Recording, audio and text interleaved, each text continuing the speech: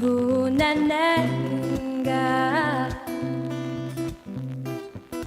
hagu fumanu du manana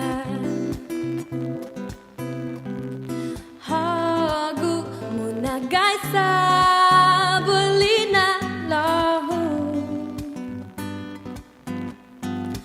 hagu fumanagui man guivitalu hunganagu munai consuelo gita hagu na usoda ionimu ko ushashenti isintetehu za undimugwa za kwa uhongihao za ita natos tiatrasa za ita natos tiatrasa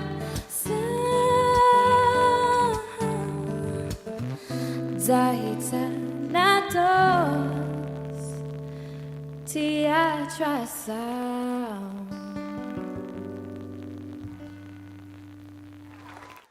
Oh, sinja uli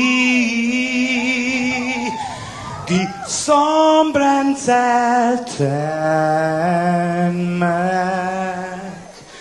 Et zu te saluda antes de niga Radzaudzan malak estrezas durante todo memu a nogi distancia como gupugi palu zangiman malak guafi ikonuna sugi airi prebatu la noci nai banderata Gaigi, pues atan fanny bandera, co esta pagua pumalapa,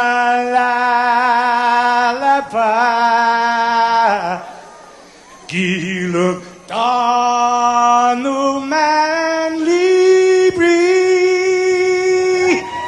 sentami man ko badi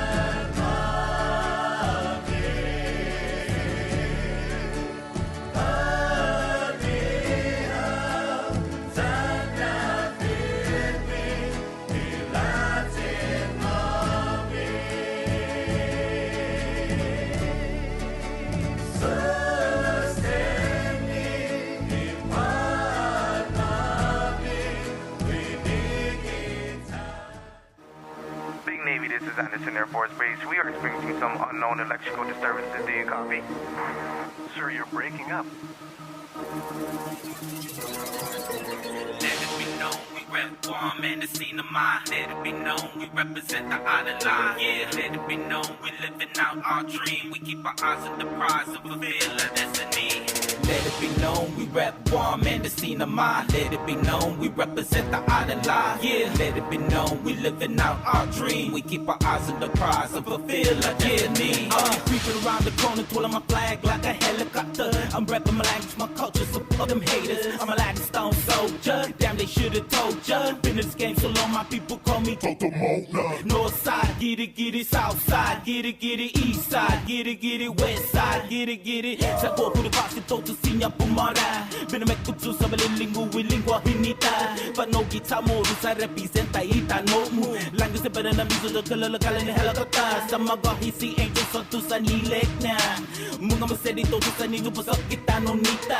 Basta te tormento na mego corazon mito. Sa eski kita no nita. Biba Tamoru. Let it be known we rep KUAM and the scene of mine. Let it be known we represent the island line. Yeah, let it be known we living out our dream. We keep our eyes on the prize and fulfill our destiny.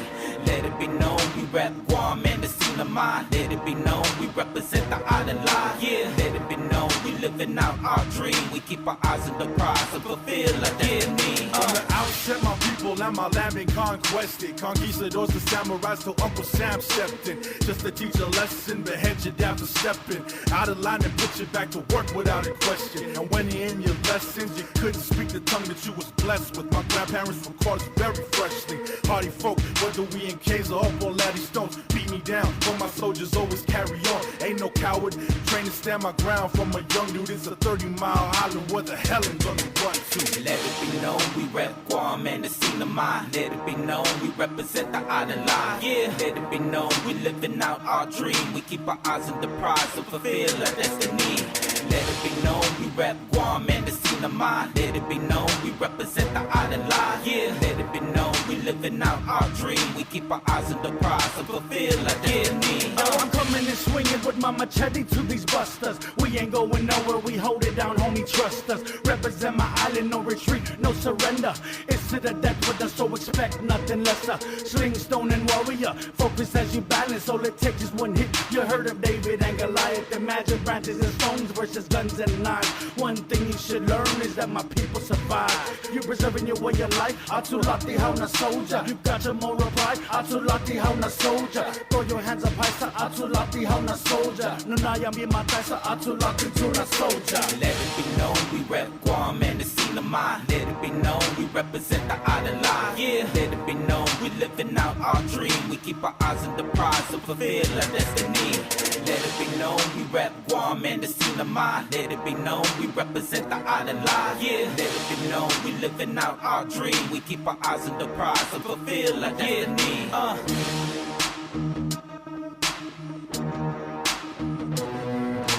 Viva, viva para todo manomko. Viva, viva para todo tototono. Viva, viva sa meko coração mo. Viva, viva panogita mo.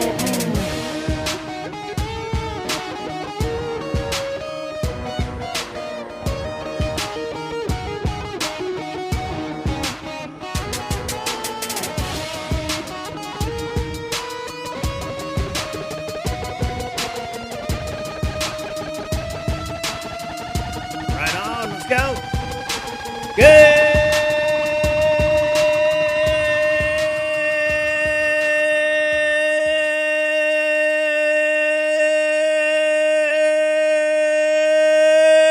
Good morning, KUAM. Monday, lunes.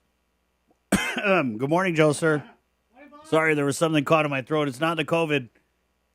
Got you. Good morning. Hey, Monday. Wow, good morning. It's the last day of February. Yep. Yes. My Uncle Greg is actually, hold on. My Uncle Greg's actually a leap year baby. He was born on February 29th, so he's not having a birthday this year. So happy not birthday to my mother's brother, Gregory Tenorio. Good morning, Facebook Live. Cheers. It's Monday. Kahulu. Wipe away the mugo. Wow, where did that weekend go? Sana Biscucha, that was a fast one. Good morning, Facebook Live. Good morning on the breeze. Those of us joining us the good old-fashioned way, old heads, old school, on the radio. We're KUAM FM, Agani Guam on the breeze. Over here on Facebook Live, we're in the KUAM News Facebook Live page. Good morning on you guys.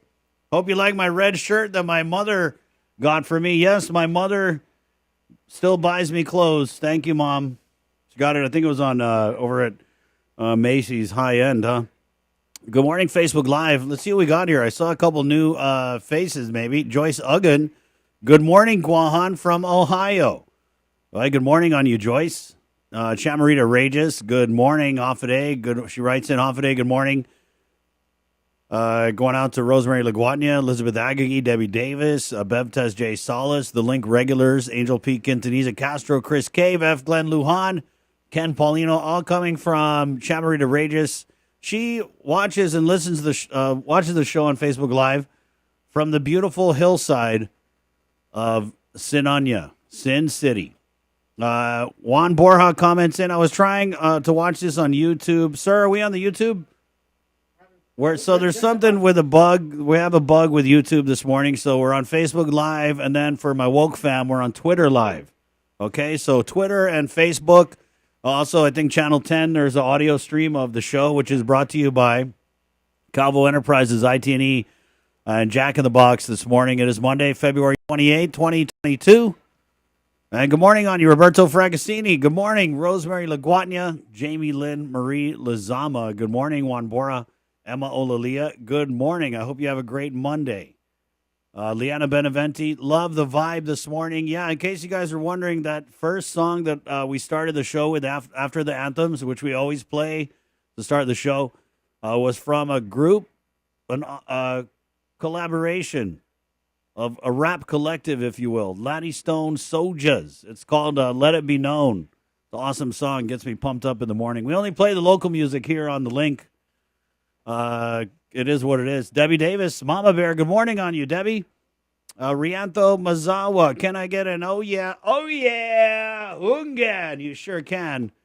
Marcy Flores, good morning, Link Fam and everyone. Judith Tyrant, Mananasi Zeus, Dion Gasses, good morning. Good morning, Guam. Liz Agagi checking in from Eva Beach, Hawaii. Who else we got here? Good morning on you guys. Thank you again to our Facebook Live listeners. Share the link. Annie Bonds, good morning from Killeen, Texas. Lingleen Fred, good morning. Belinda Bell, you guys new? Welcome. Make sure you take off your shoes before you come inside. This is a take off your shoes before you come inside household. Ken Paulino. Good morning, Tony Martinez. Good morning. She's the first one in this morning, Tony. So good morning on you. Thanks so much for watching. Chris Cave, Mary May Macias. All right, here's what's coming up on the show this morning. Well, it's Monday, so on Monday we have things we always try and do on Monday, which we always try and check in with Mayor Jesse Alec in case there's something in your village that you need to know about. He's the president of the Mayor's Council of Guam. He is. There was a comment here when he was on, I think it was last week. Bobby Alvarez, the former deputy over the Guam Visitors Bureau. Remember that? He was one of the first ones to get gone. In the administration, there was something he had said about a sponsor, and I forget what it was. There was like a social media post. Anyway, he was gone. But he had commented in that Mayor Alec has laughed like a childish fool, which was totally uncalled for. Totally. Bobby, go drink your coffee before you comment on the show. I love Mayor Alec's laugh, and you know what? He usually laughs on this show. That's a good thing, right?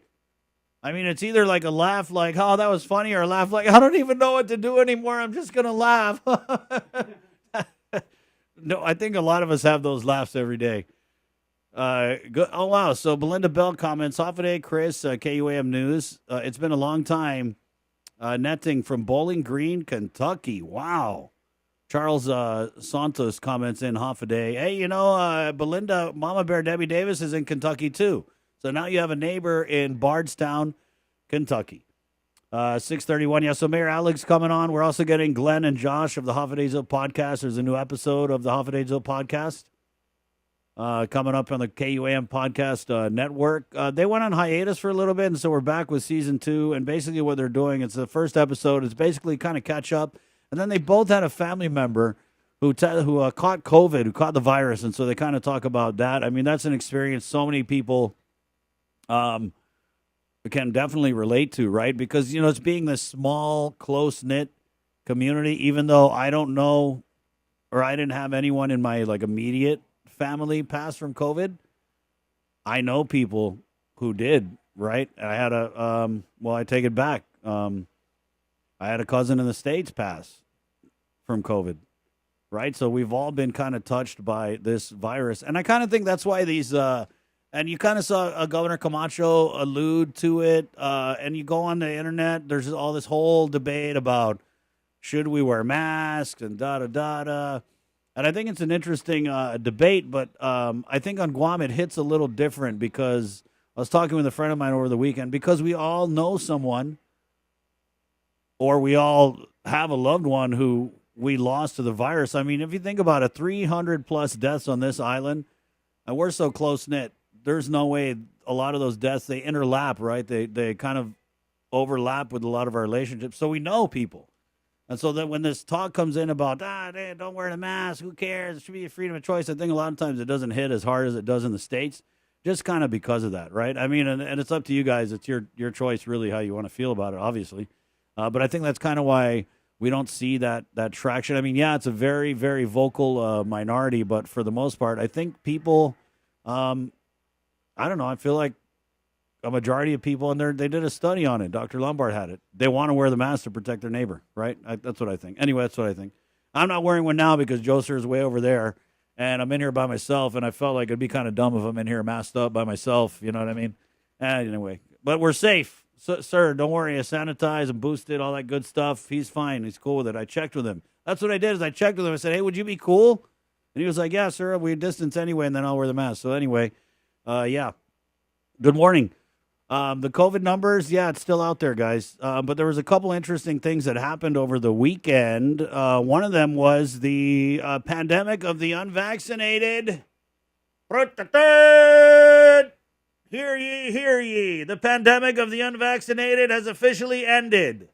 Yes, but the emergency is still going. That was really interesting to me as the governor, in the span of one day, lifted the restriction on the unvaccinated to allow them to eat out in the restaurants. And not just that, I also believe that you don't have to provide proof of vaccination is it just for the restaurants or for the covered establishments? Because the covered establishments, those include like the gyms, right? Chamarita Regis had a comment in here. Sometimes you have to laugh. Amen, Chamarita Regis. Amen. I was thinking on my way to work, you know what, this pandemic, a lot of people feel like it makes you question your sanity. Not me. I already know my sanity's out the door. It's already gone. Just no.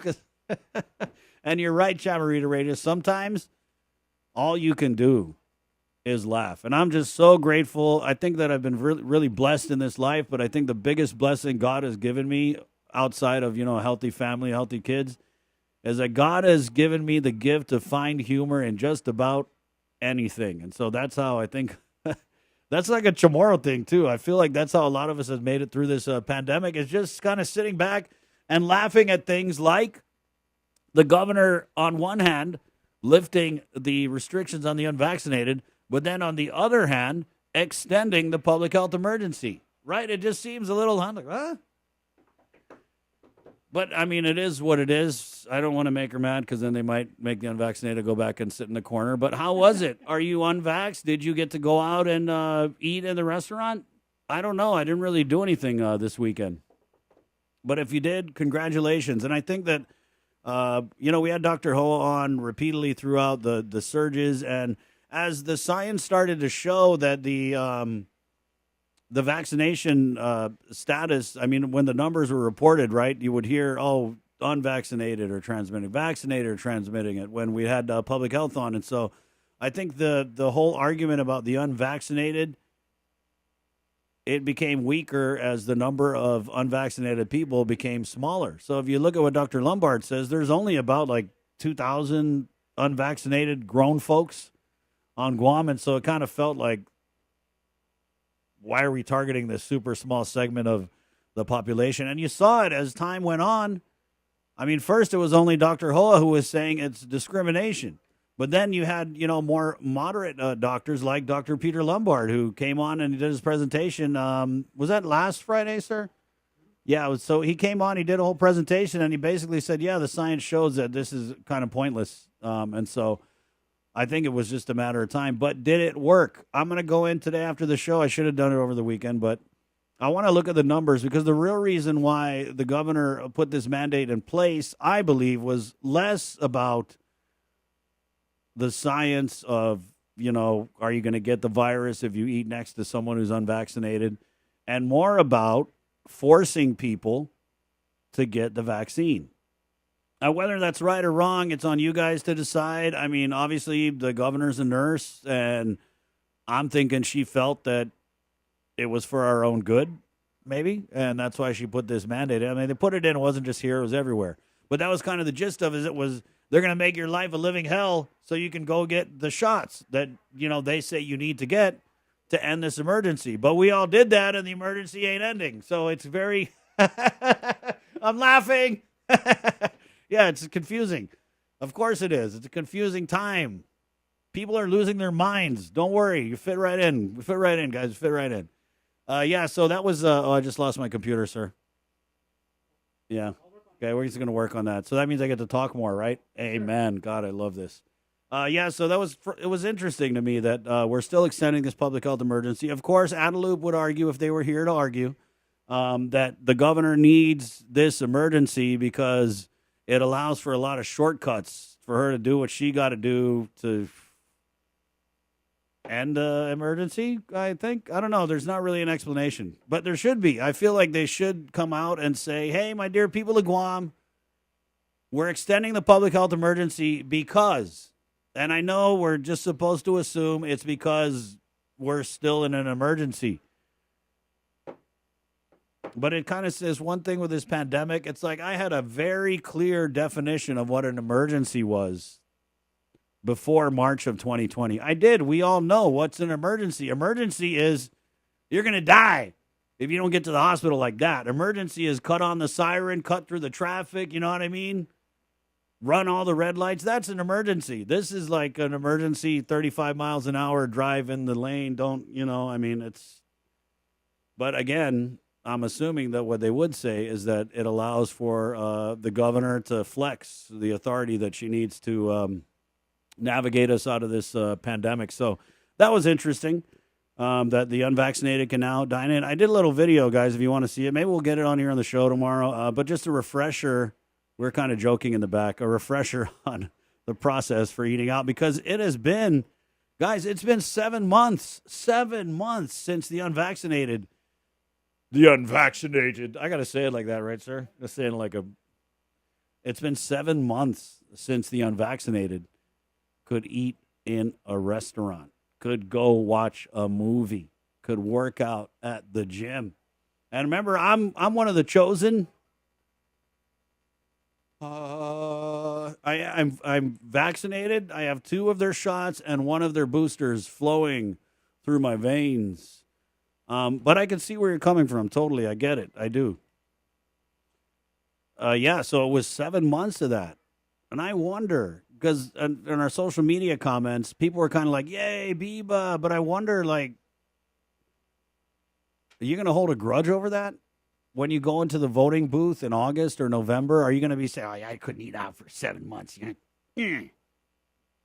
Or is it like it is what it is, and you just realize that, or maybe you feel like that's where the governor was coming from? Do you want an apology? Anyone think about that? Should we apologize to the unvaccinated people? Say sorry? I don't know.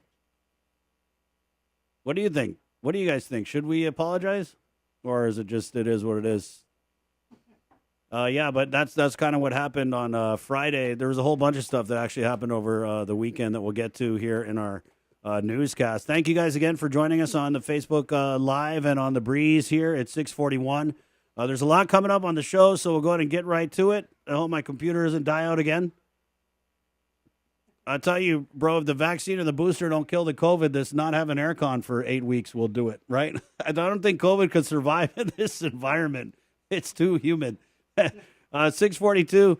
Let's go ahead and get into our first look at news here, which is brought to you by Pacific Points on this Monday morning. It is February 28th. More of the link is coming up next. Again, from the KUAM news team, it's our first look at news with your link update. Good morning. This news update is brought to you by Pacific Points. Do more, get more. Half a day, I'm Tyler Matinani, and here are your headlines here on the link. Effective since Saturday morning, you no longer have to show proof of vaccination to enter covered establishments. That's the main message delivered in a special video release yesterday from the governor. But a local organization, the Guam Freedom Coalition, wants more than just lifting another restriction, but to end the public health emergency altogether.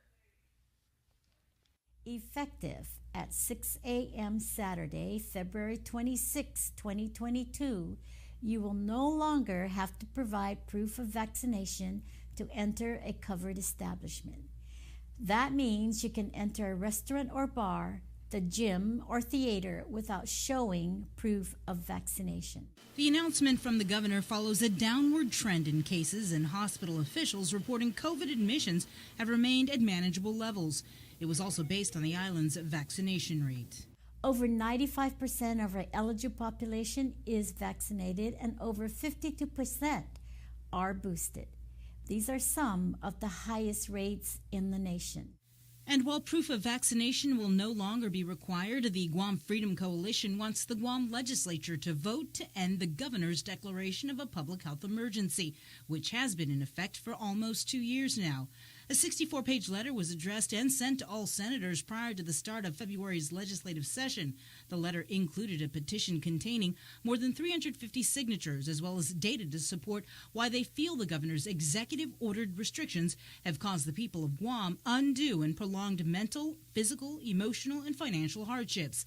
The Guam Freedom Coalition maintains, quote, "It's time we move forward on the path to recovery, on the path to normalcy, and brighter future for our beautiful island." Late Friday, the governor, through an executive order, extended the public health emergency for another 30 days. It now expires on April 2nd. If we sustain our downward trend, we can look forward to returning gradually and safely to our way of life. Reporting for KUAM, I'm Sabrina Salas, Matinani. Island residents are encouraged not to let their guard down. Wear your mask, wash your hands, and watch your distance. A killer remains on the loose and has the community on the edge, as it's been 28 days since human remains were discovered in a trash fire in Chalampago. KUAM's Hannah Devonzo has this report. It was in January of this year when human remains were found in a trash fire in Chalampago. But questions still remain on the identity of the individual. Guam Police Department's Chief of Police, Stephen Ignacio. The parts of the body that we found were not sufficient enough to help us in the identification. So as we go back in the investigations and through our work with the media, that our basic identification consists of either facial recognition, dental identification, handprints, and maybe other scars, marks, or tattoos. While the condition of the remains makes it difficult to identify who the victim was, the forensic pathologist determined it was a male ranging anywhere from 18 to 40 years old. It was also discovered he had 2 tattoos. The first is strength, respect, loyalty, was in an inverted arch position on the upper front torso. The second was a separate tribal tattoo located on the rear upper torso of the remains. According to Chief Ignacio, there's reasons to believe the victim was not killed at the site in Chalampago, but was later dumped there. We believe that the body was fairly new. It was not in a state of decomposition, to say that much. Investigators are relying on the community to come forward if they recognize the tattoos or if they know of any missing person or overdue family member to contact GPD at 671-475-8615. You may also send an anonymous tip to GuamCrimeStoppers.com. Hannah Devonzo for KUAM News. During Friday's press conference, Chief of Police Steve Ignacio hinted about a new task force that was formed within Police Department. Although he was not specific, he did mention they were busy investigating a recent uptick in robberies. I did form a new task force this week, is the Community Crimes Task Force. And they're working together with the Criminal Investigation Division. And next week they'll be working on some of the things that really do affect our community as well. The chief confirmed 5 police officers have been assigned to this newly formed Community Crime Task Force. More information about their mission is expected to be released next week. It's the most effective treatment against COVID-19, but to get it, a referral from your primary caregiver is required. Daniel Perez has the details on what to do after getting the referral for the MAB therapy. Earlier this week on The Link, one resident shared his trouble with trying to get the sotrovimab treatment for his wife. To clarify, KUAM sat down with COVID-19 Incident Commander Fernando Esteves, who shared the steps to receive the sotrovimab treatment. It's not a doctor's referral, it's a clinic referral. The clinics all have a hotline that they can call that is manned. And the clinic's responsibility is to, one, confirm they're COVID positive, right, and do the initial screening.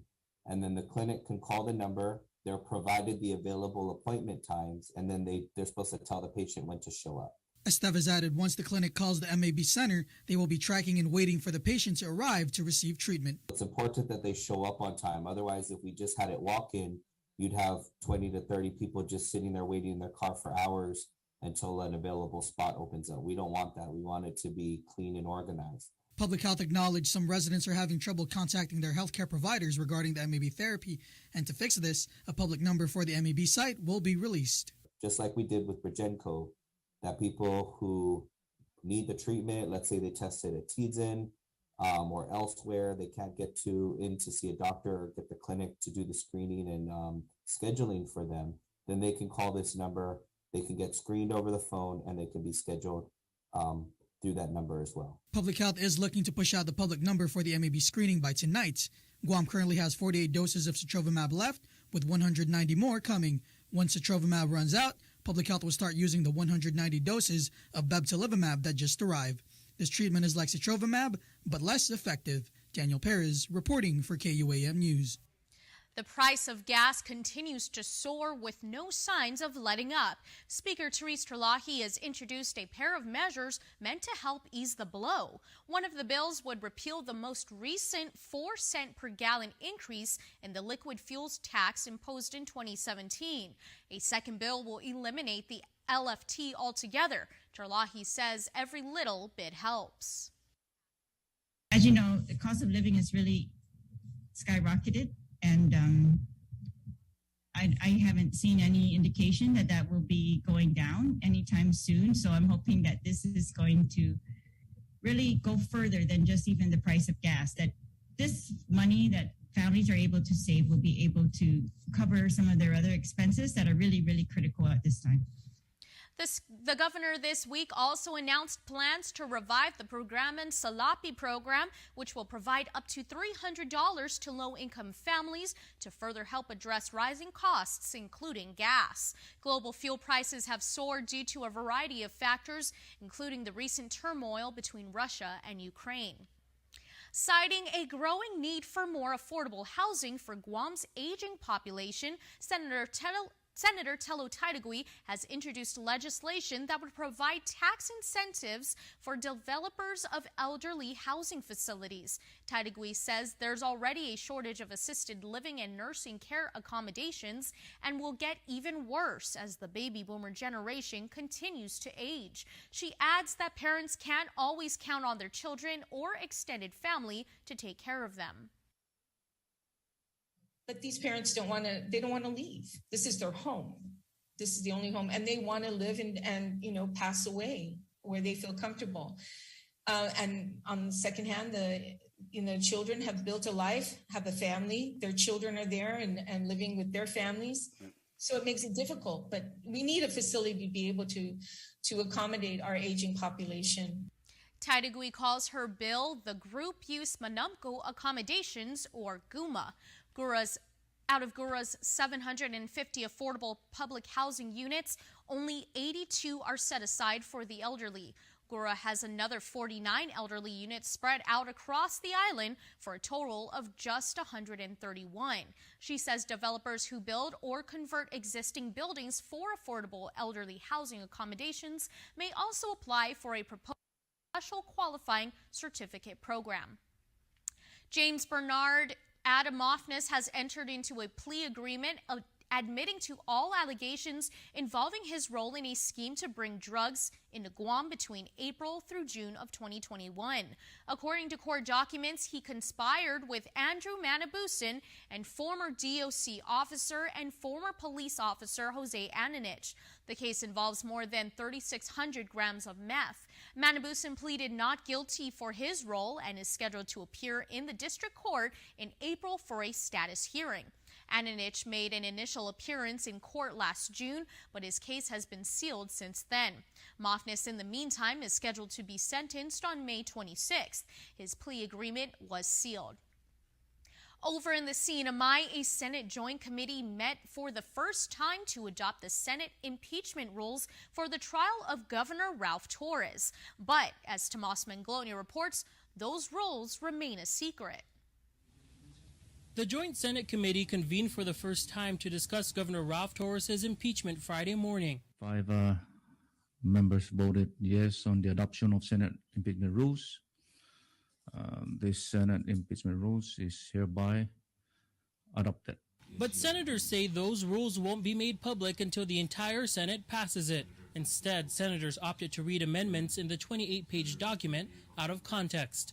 However, Senator Carl King Neighbors weighed in on why they opted to adopt these rules and not the rules crafted in 2013 by then-Senator Ralph Torres himself for the impeachment trial of Governor Fithiel that never happened. There has been public pressure, and there's this narrative around that we in the Senate are trying to prolong this process, and that couldn't be further from the truth. Senators took into account the definition of what they consider to be acceptable House impeachment records. It comes weeks after Representative Selena Babauta in the House transmitted over 5,700 pages of documents as evidence. Our joint committees have gone through great lengths to specify and really put a fine point on how we want these documents provided to the Senate. He says the rules they adopt today should withstand time for future impeachment proceedings. The Senate will hold a session on March 3rd. Tomas Manglona for KUAM News on Saipan. Senate President Jude Hofschneider confirmed to KUAM that a special Senate session to adopt the rules for impeachment will be held on today at 1 p.m. After the rules are adopted, both the governor and the House will have 14 days to prepare for trial. For more news, go to KUAM.com, and we'll see you tonight on Primetime. Reporting for Guam's News Network, I'm Tyler Matanani. This news update is brought to you by Pacific Points. Do more, get more.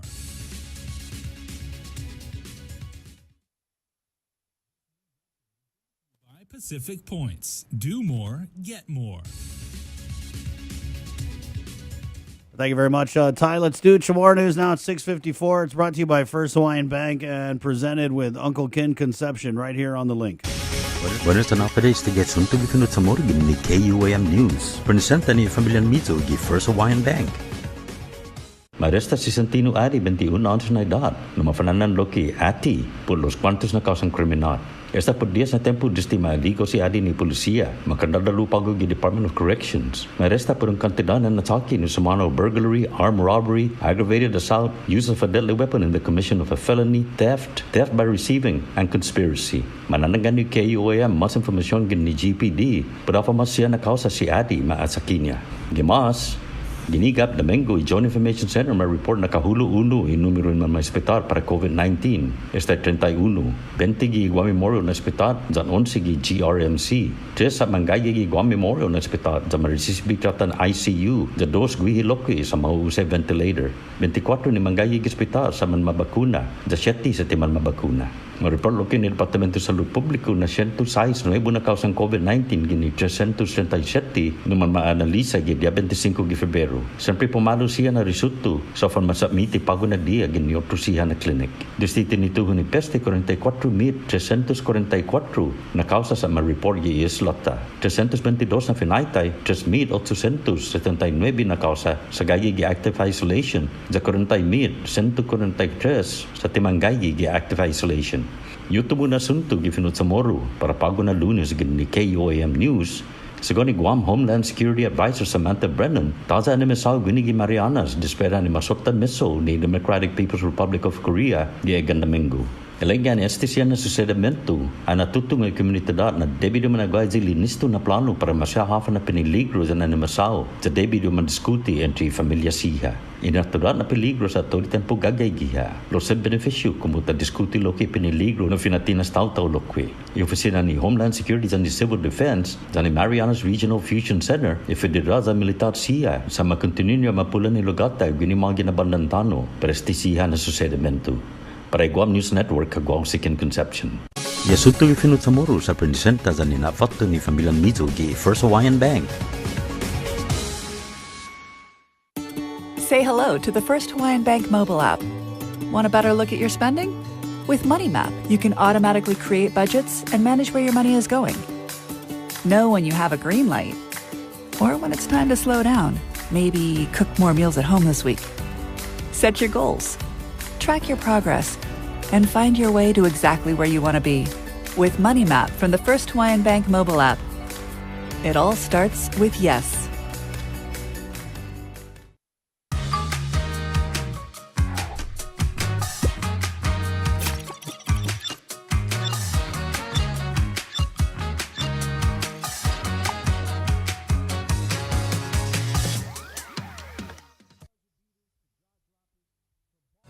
Join Nestor Lacanto for virtual in-depth discussions with the movers and shakers in our community every Wednesday on In Full Zoom. Presented by IT&D and Calvo Enterprises, Inc.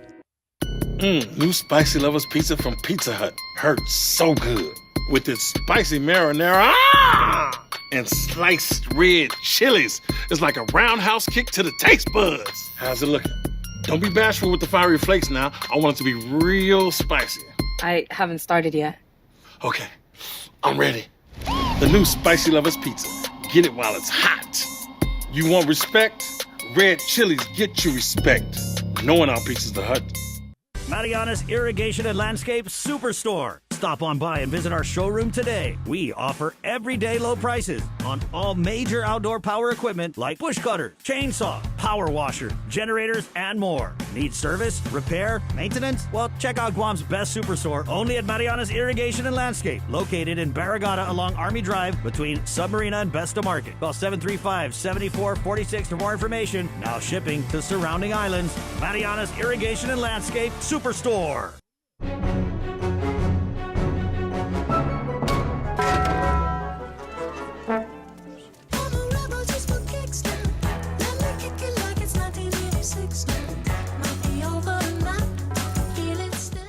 Get the job done the right way by getting the right stuff at East West Rental Center. With years of experience helping builders, we definitely got what you need. Call 646-1463 or visit us in Upper Tumon. Open Monday to Saturday from 7 a.m. to 5 p.m. and on Sundays from 8 a.m. to 5 p.m. GU Self-Storage, conveniently located near the Harmon McDonald's. We offer affordable rates, online payments, and auto bill pay for your convenience. Plus gate access daily from 6 a.m. to 9 p.m. Call us today at 648-7867 for more information.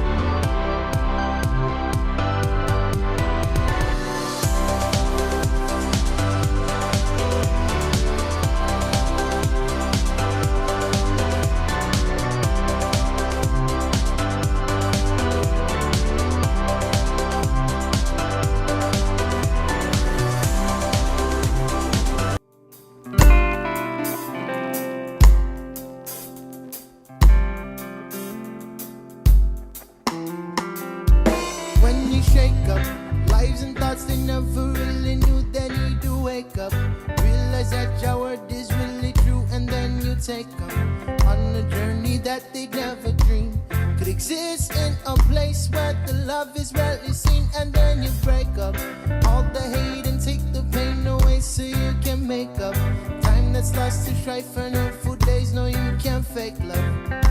No, no, no, no, no. But you can't oversay that the world needs a better way. Spread the love each and every day. Come together, let there be no stray. Deep inside, the positive vibes, your staple guide. All of us is we live our life in the dark and throughout the night. Love and ganja always burning bright.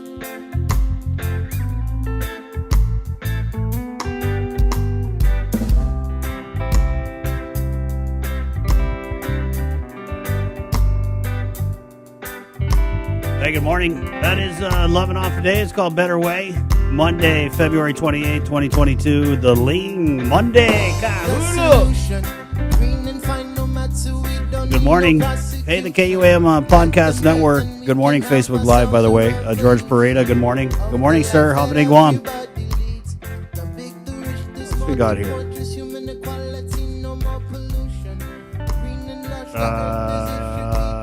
What do we got? I had a comment here that we'll talk about just real quick.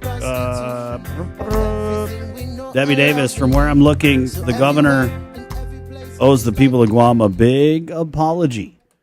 Well, the only thing about apologies is usually when you apologize, it's an admission that you did something wrong, right? So I don't know. In an election year, we don't really admit that we did anything wrong. Maybe next year, guys. I don't know. So we'll see, guys. Oh, coming up, I also want to talk about this Programa Salapi para Tauto's Empanada program that they are bringing back. Remember we used to clown on the name of that in the pandemic?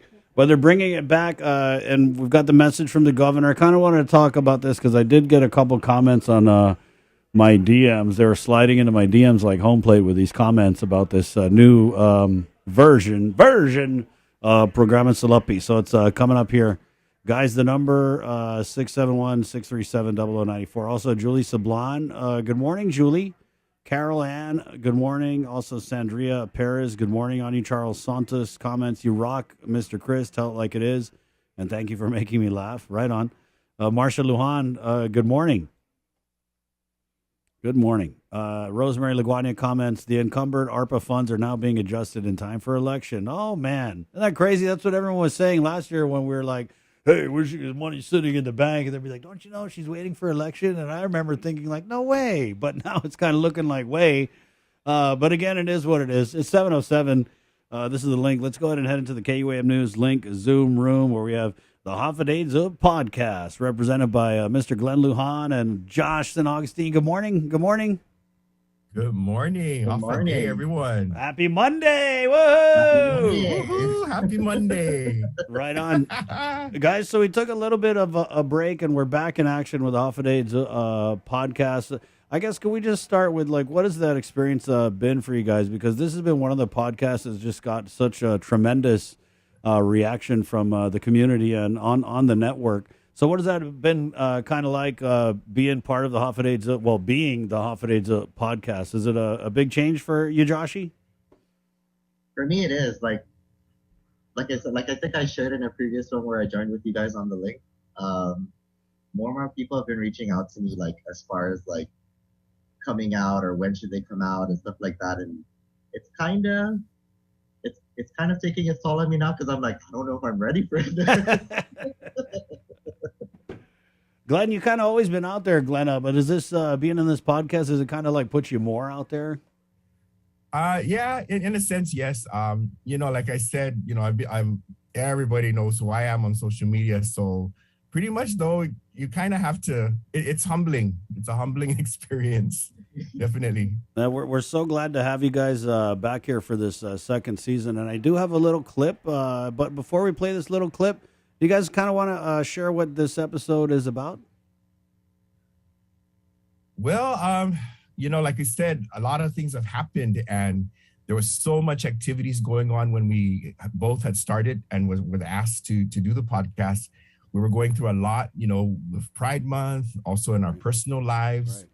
Life happened. And Josh and I pretty much shared our stories, what we've been going through. And, you know, just like everybody else, we all were in contact with a family member or with COVID. So we were battling that as well.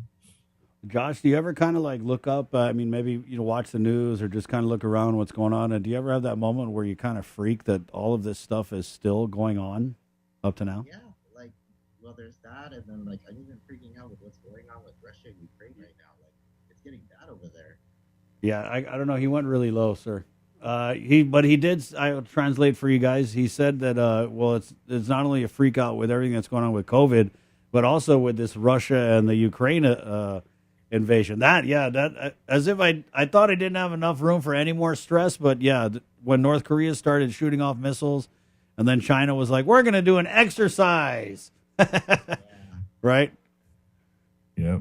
I think I grew about like 5 more tsungis, but this episode is not about the Ukraine invasion. This is an episode about catching up with each other. Because you're right, Glenn. I know that you guys had some COVID cases in both your families, and you kind of had to take a break and like maybe put things in perspective. And I think that's no matter what we've all gone through in this pandemic, that's one thing that I think a lot of us can take away is that it has really, really made us put things in perspective, right? Mm-hmm. Definitely. You know, family first, and our health.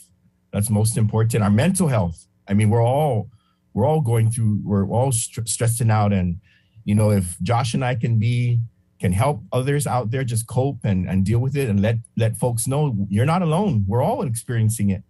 Shed some positive light. You know what I mean? Shed that light, boy. On the switch. Let's go ahead and play this clip here. It's the latest clip from the latest episode of the Hafide podcast.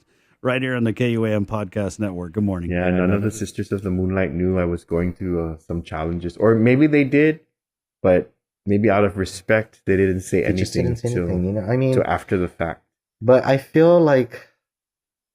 Honestly, that's like... When I think about it now, especially like with your and my situation being similar, when I reflect back on a lot of the things that I went through, honestly, like, there were a lot of things I could have did better. There were a lot of people that were around that could have said something and should have said something, you know, but the sad reality is no one likes to say anything until they're angry or mad, or, you know, like angry about something or really mad about something. And, you know, they say it out of anger, and a lot of times it doesn't come out right. You know, like it doesn't come out like how they initially meant it to come out. And I can say the same thing. I mean, fortunately for you, like, your in-laws were there to support.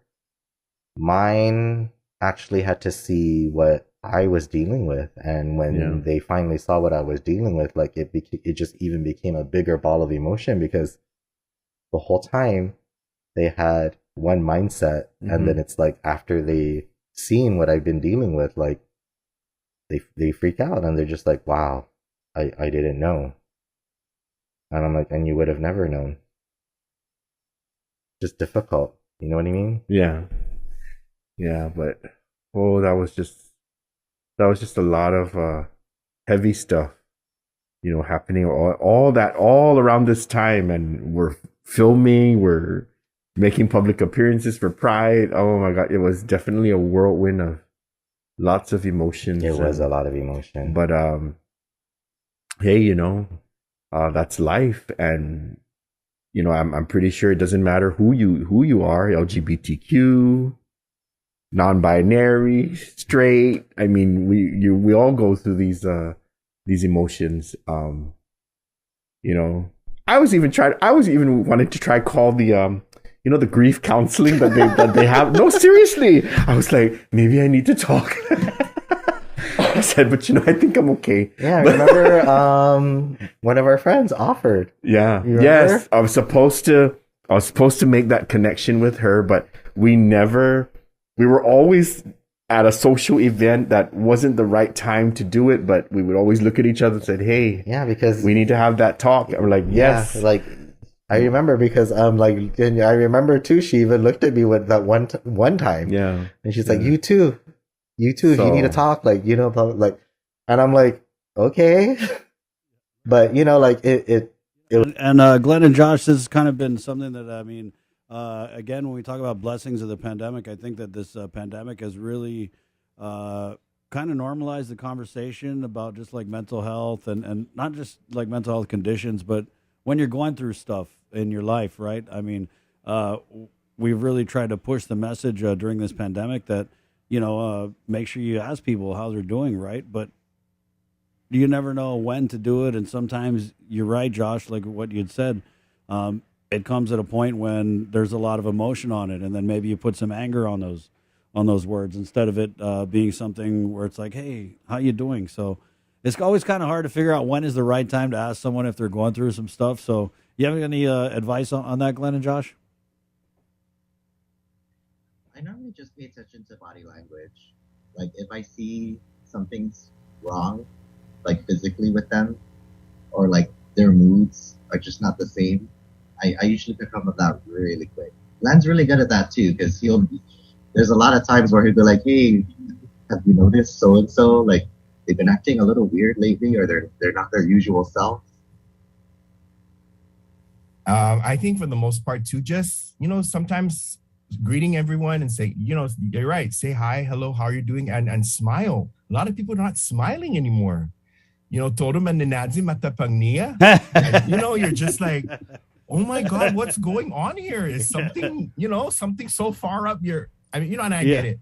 We're all going through it. And, for me, it, especially, working in the educational system, I see it in everyone, the kids, the students, the staff, the teachers, the parents. Yeah, we're all going through it. And if we all just kind of, okay, we're all, even my coworkers, they're like, we're trying to do all these things. And I said, you know what? There's only so much we can do. Take a step back, leave work at work, and let's just focus on your family, focus on yourself. And just trying to understand it. We're all going through this, and the COVID has really just, like you said, made us take a step back, reevaluate ourselves, what's most important. Don't sweat the small stuff,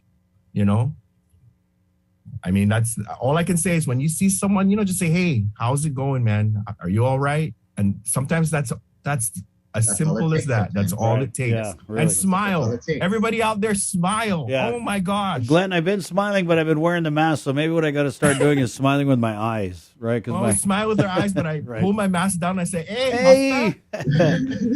Glenn and Josh, this new episode is everywhere, and we're so glad that you guys are back in the studio. I'm really looking forward to jamming this one out. Check on your friends, play a little catch up. That's kind of the theme of this episode, and we're glad we're able to catch up with you, Josh and Glenn. Thank you. And thank you so much, KUAM and the KUAM podcast. And, for those of you out there that have Apple, Spotify, Equa, all those other platforms. I'm supposed to do that. Yeah. If you got, check it out. Yeah, check it out. It's on the Apple. It's on anywhere you can find a podcast. You can find the KUAM podcast network. Thank you, guys. Thank you so much.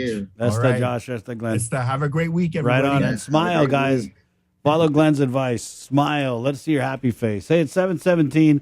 We'll take a quick break. Again, that episode debuting today on the social media networks of KUAM. And then you can find it up Apple Podcasts. You just search in KUAM, and then you'll see the KUAM Podcast Network and just the many, many awesome podcasts that we have. We've added a bunch of podcasts this year from the Guam guy with Farron Tyron to Ilegna Pali with Polly Erica Forbes.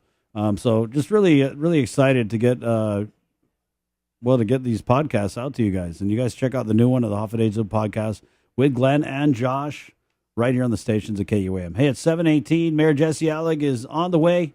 Good morning. Monday, February 28th. The link continues next. The relationship between Guam and Manila, Philippines is undeniable as we share similar cultural traditions, history, and heritage. With generations of Filipinos calling Guam home, KUAM presents a monthly look at the capital city featuring in-depth and engaging interviews on everything from medical tourism to new business and government leaders. Veteran newscaster Nestor Lecanto delivers Beyond Our Borders. This special program is brought to you by KFC and the Medical City, where patients are partners. at SportsLink on the Link every Friday for the latest sports news, game schedules, athlete profiles, and more. SportsLink airs every Friday on Breeze 93.9 FM and streaming online across our multimedia platforms. SportsLink is brought to you by Mariana's Irrigation and Landscape and Taco Bell. Live Mas. It's Feed Me Fridays on the Link. Good eats, good company, and beyond good chow with Team KUAM checking out Guam's most tantalizing, tempting menu items. Every Friday on the Link, listen on Breeze 93.9 FM or stream online. Brought to you by King's Restaurants, Ruby Tuesday Guam, and Devondale. Real milk from free grazing cows. Take in the panoramic beauty of our island each Sunday on the KUM News Instagram with Scenic Sundays. Scroll through the natural beauty of the island on display. Scenic Sundays on the KUM News Instagram is brought to you by Addis Trust and Investment, Location, Service, Trust, and Haagen-Dazs Shops Guam, where every day is made extraordinary.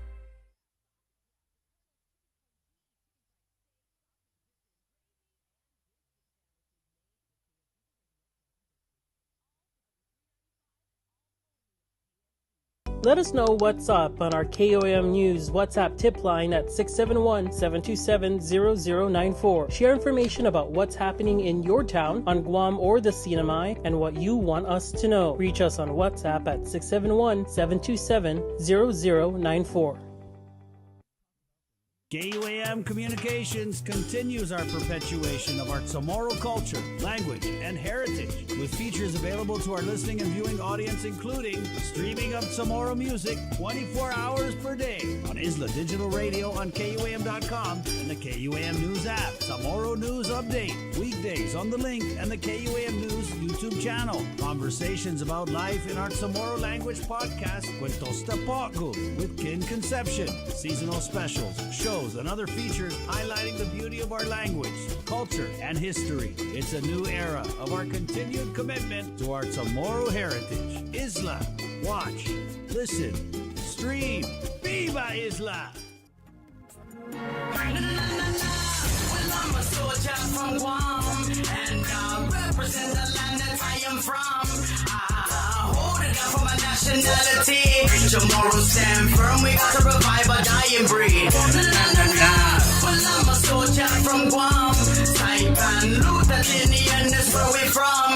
Northern Marianas is our home, and I'ma say, revive our bloodline. Tomorrow blood will never fade.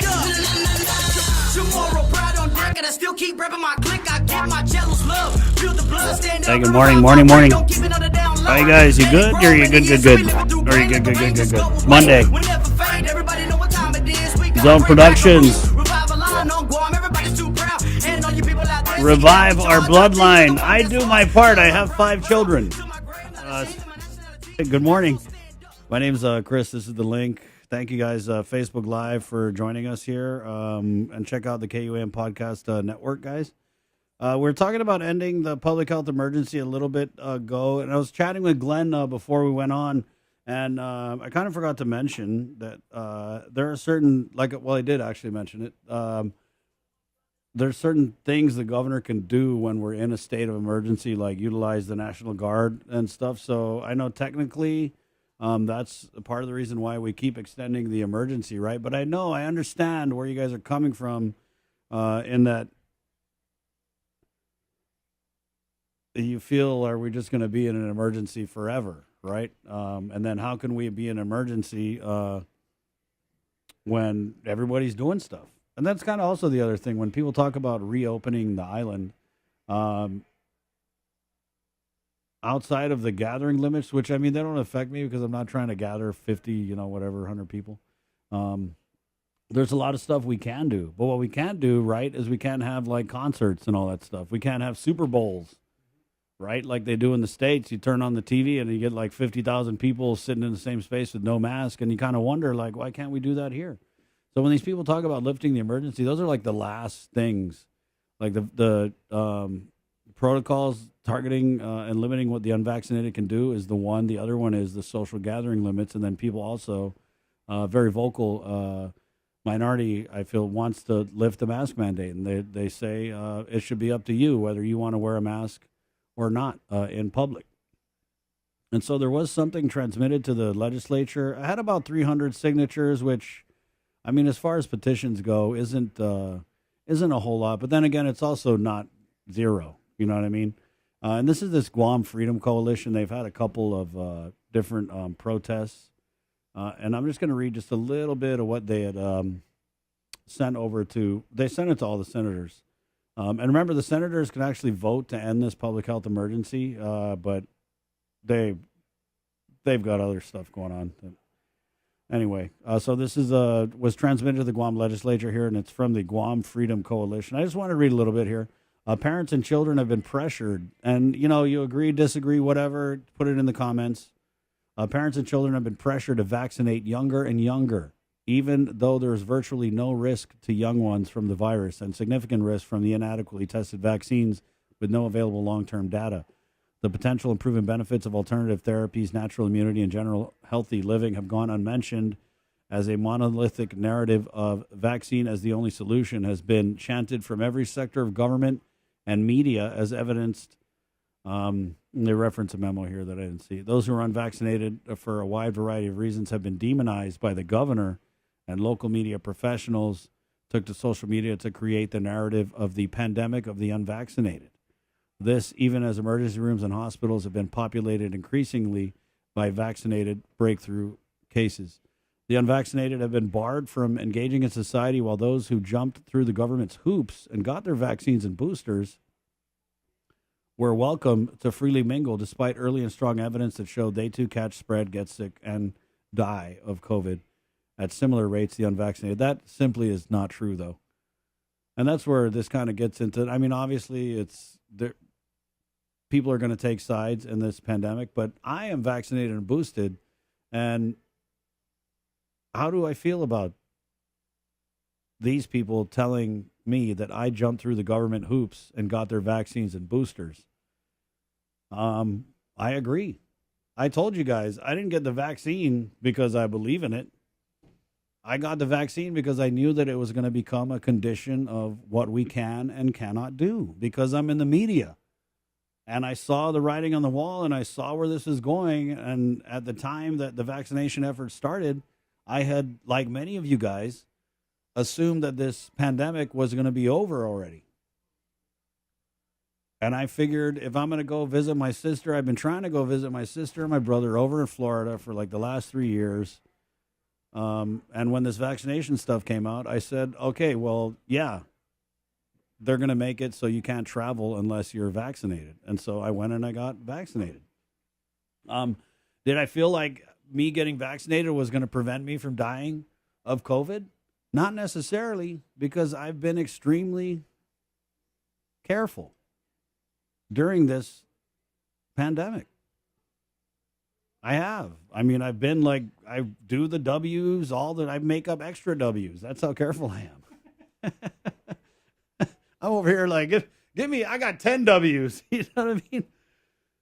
So yeah, I don't know if I didn't get the vaccine, I would still be okay, because I never, knocking on wood, I never caught COVID, right? So I didn't get the vaccine because I believe what these guys say. You guys know me. I don't believe. I've always been skeptical of the government. I didn't wait until there was a pandemic to start being like, wait a minute, these guys are, what? Hello, I've been suspect and sus. This government's been sus to me ever since the first days of malfunction. You guys know, so I'm consistent. Oh, you guys like popping out now that it's a pandemic? Yeah, but anyway, yeah, so, I mean, did I jump through the government's hoops? Yeah, I did. Okay, I did. And these people didn't. And so they have this petition, 300 signatures, and they're asking senators to vote to end the public health emergency. And they basically, as far as I know, got left on red. You know what I mean? It was submitted over the legislature. I don't think there's been a response. Yeah, so that's what it is. And we wanted to play this video because even with all of that, thank you, sir, yeah. Even with all of that discussion about the pandemic of the unvaccinated, right, what we didn't get, or maybe we did if you watch this message, what we didn't get was the explainer saying why it is now okay for the unvaccinated to go and eat in the restaurants when just 7 months ago they represented the apocalypse of COVID, right? I mean, they were. It was like, oh, the unvaccinated.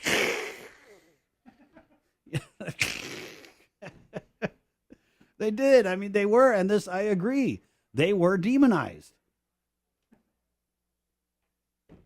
It is what it is. I'm sorry. You know what? I'm sorry, guys. To my unvaccinated people, I am sorry. I'm so sorry that you didn't get to eat in the restaurant for 7 months. That's why I did that video explaining the whole process, because I know probably you guys are a little bit rusty.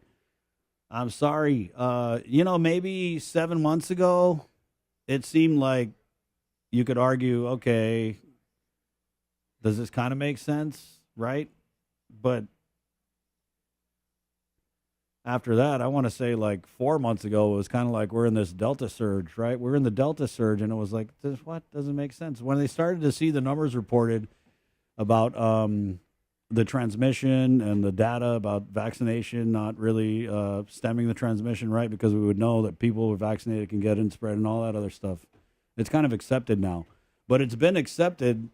I mean, it was accepted sooner than 7 months back. So I'm not sure, guys. But we're just going to play this message from the governor. Yeah, and that's what we can do, right? We're coming up on the 2-year mark. So just reflecting back on some of the stuff that they put on us, it's crazy when you really think about it, right?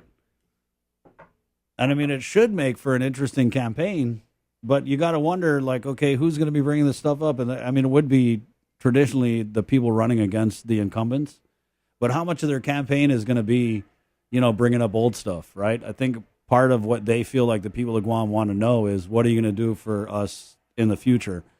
But I'll also say, as a voter, I want to know how they would have done things differently too. Maybe like 50-50, right? So, yeah, we're going to be reviewing some of this craziness. Like, I think one of the craziest things for me, there's a few. There's the one where we couldn't dance. We couldn't cheer. Remember when we could not cheer? How crazy is that? For me, that was like, okay, now we're getting into... That was like the first thing when I really started to get skeptical, And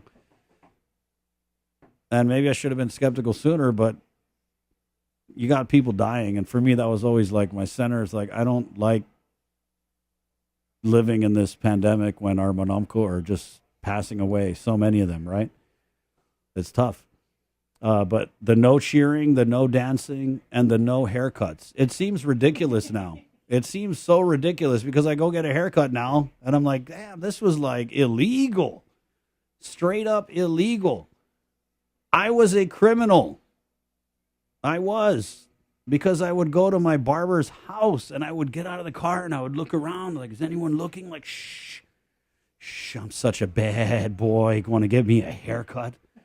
Yeah. And then I'd be embarrassed because I'd come on the link and like Jason's all shaggy and I'm the only one that's like, Madasai, you do to me? But it's because I felt like, it wasn't even like, who are you to tell me what to do? It was not that. It was like, I can get a haircut and I can be safe about it. So a lot of this stuff about the freedom of choice, I get it. I get that, we should have a choice. And that we do, for the most part, want to be safe. Yeah, there's those, 500, 600, maybe 1,000 just rabid knuckleheads, right, who just don't care. They want to come and to breathe right up in your face, and if you get scared, they're going to call you a sheep. There's those people. For the most part, I think a lot of us just want to do the right thing, right, and be safe for each other. That's just how I feel like we as a people are. I hope so. I feel like we're still that way. Hey, it's 7:33, so, yeah, again, quite the build up to this, but it's your governor and her message lifting the vaccination card mandate. This is from Friday. Half a day. With each new variant, our people have been tried and tested. Still, we overcome. In the past few months, our island experienced as many as 850 positive cases in a single day and as many as 70 COVID admissions at our hospitals. That is no longer the situation today. In addition to reporting fewer new cases, I am encouraged by hospital officials who have reported that COVID admissions have remained at a manageable level. And while we have not been given the all clear from the ongoing Omicron surge, our latest data is very promising. This is because of you, your family, and our collective commitment to stopping this virus. You've worn your mask, washed your hands, and watched your distance. More importantly, thousands of you rolled up your sleeves to get vaccinated and boosted. Over 95% of our eligible population is vaccinated and over 52% are boosted. These are some of the highest rates in the nation. Now, with the concurrence of our public health officials, our physicians advisory group, and our surgeon cell, we are beginning a strategic and gradual lifting of restrictions. Effective at 6 a.m. Saturday, February 26, 2022, you will no longer have to provide proof of vaccination to enter a covered establishment. That means you can enter a restaurant or bar, the gym or theater without showing proof of vaccination. At this time, this is the only restriction being lifted, but with continued vigilance, we can move ahead on the road to recovery and focus on rebuilding our lives. Do not let your guards down. Wear your mask, wash your hands, and watch your distance.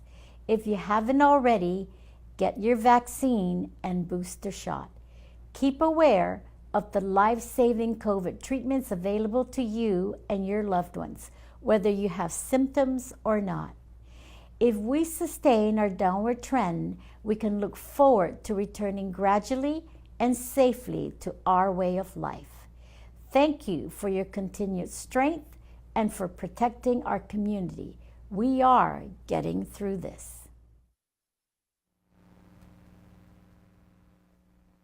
And that was Governor Lilian Guerrero. This is her message that she delivered via YouTube video, Facebook, something. It was, anyway, it wasn't live. It was a video she put out, and that was it. She basically said that because the cases are on the decline, right? I don't know about the test positivity rate, but the actual numbers are going down, and the hospital officials are telling her that, hey, it's not so bad.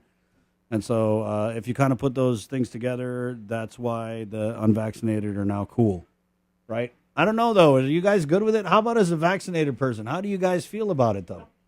You don't agree, Joe? So do you think there should be, like, they should have their own section in the restaurant? You're just not worried? That's not, oh. Yeah. So the positives, right? So people are self-testing, and they're just not reporting it to public health, and that's the thing. So remember, if you have the self-test kit and you get a positive result, what you're supposed to do is you're supposed to call your clinic or whatever and then get a confirmatory test. But people are not doing that. People, we love playing doctor. We've been playing doctor since before the pandemic. But people are just taking care of themselves. They're like, okay, I'm positive. Okay, I'll test myself again. Okay, I'm negative. Now I can go to work, right? I mean, do you blame them, really? Do you want to wait in line at T-Gen for however many hours or what? No, you don't.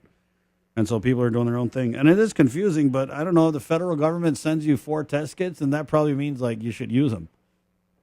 And so I can understand why people have just checked out of the whole government side of the response, because it is confusing. I mean, they're basically making decisions based on you got to go to work. Remember that? I interviewed public health guys, and I don't know why this didn't get more traction. But I interviewed public health. It was in a press conference, and they basically said that they shortened the isolation period, not because of any science dealing with who's contagious at what day or you could get COVID. No, it was nothing to do with that. It was because Fernando Estevez said, what's going to happen if we don't have anyone to work at the power plant? Who's going to turn on the power for the hospital? So for me, that was huge. That just meant that they were saying, pay attention to the science for the last 2 years, and then they made a determination, even as far up as the CDC, that we had to throw the science out of the window for the sake of the economy. That's the reality, guys. So that's why you can now go back to work fast, right? Thank you, capitalism. 7:38. Is the mayor here? Yes. Right. Let's get into Mayor Jesse Allig. Well, we'll just take a quick break, and then we'll get our weekly update with Mayor Jesse Allig. next. And we're also going to talk a little bit about Programas Salapi. Okay, but if you're unvaxxed and you're dining in today, enjoy, all right? 7:39. I know it's been, you guys must have been malagu for 7 months watching us all go in. But don't worry, we checked all the food. It's good for you guys. It's safe. It's 7:39. We're back with more of The Link next. Good morning. Join Nestor Lacanto for virtual in-depth discussions with the movers and shakers in our community every Wednesday on In Full Zoom. Presented by IT&D and Calvo Enterprises, Inc.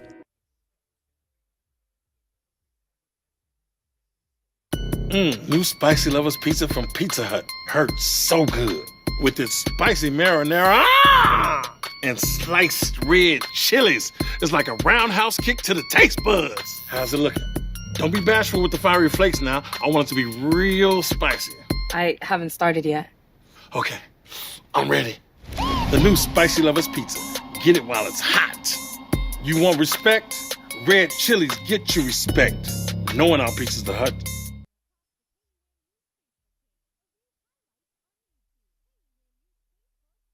Mariana's Irrigation and Landscape Superstore. Stop on by and visit our showroom today. We offer everyday low prices on all major outdoor power equipment like bush cutter, chainsaw, power washer, generators, and more. Need service, repair, maintenance? Well, check out Guam's best superstore only at Mariana's Irrigation and Landscape, located in Barragata along Army Drive between Submarina and Besta Market. Call 735-7446 for more information. Now shipping to surrounding islands. Mariana's Irrigation and Landscape Superstore.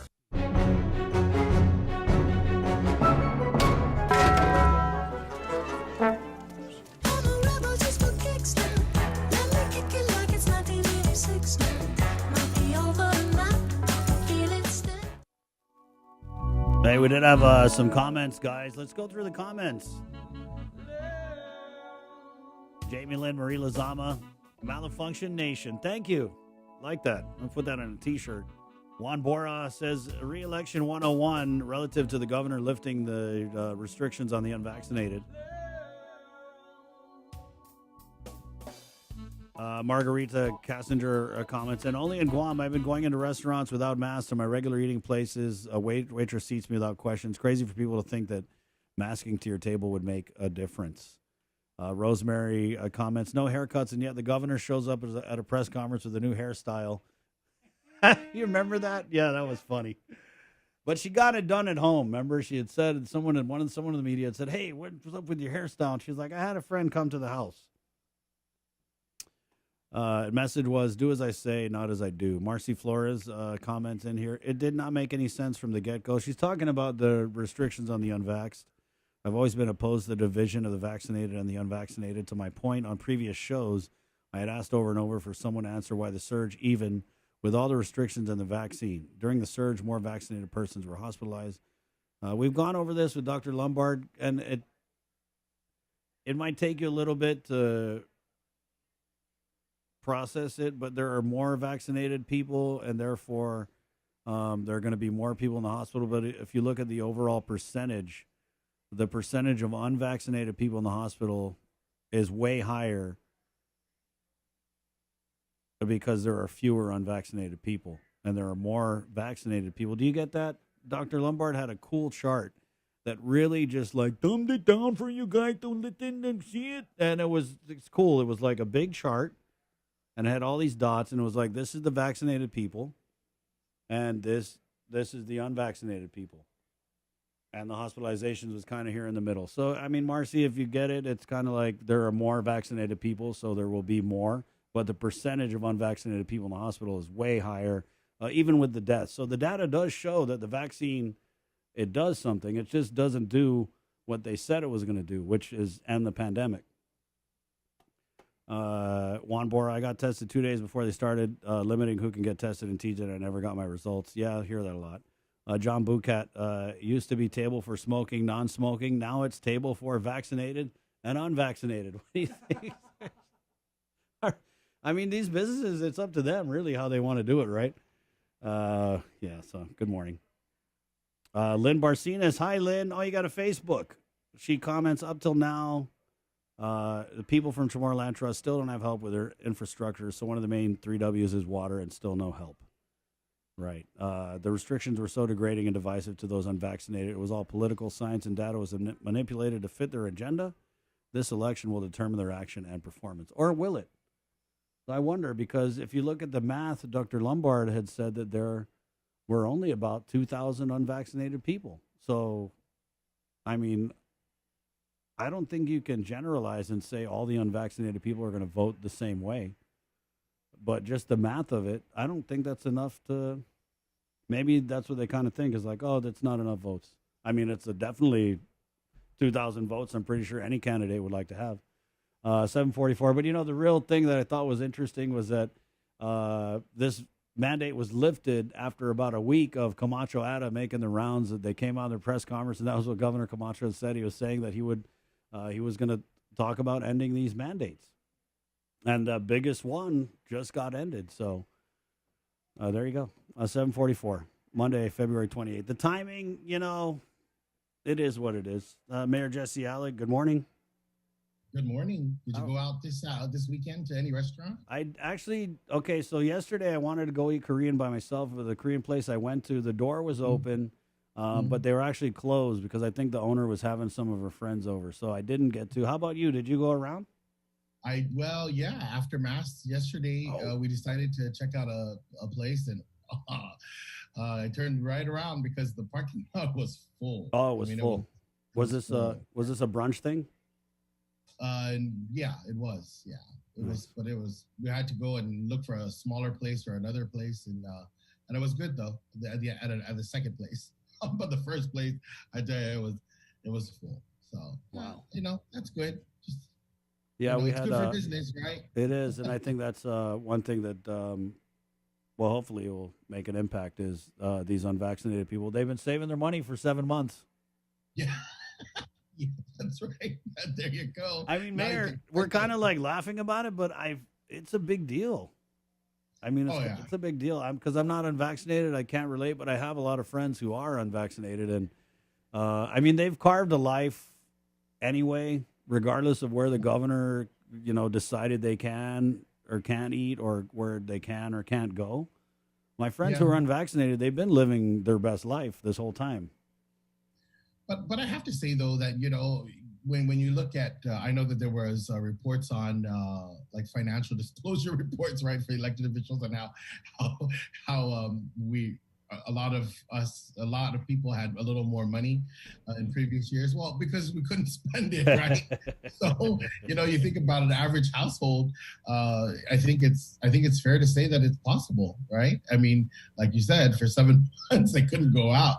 I mean, eating out is expensive. Yeah, I mean, you can't go out with $100 anymore, right? Not with a family.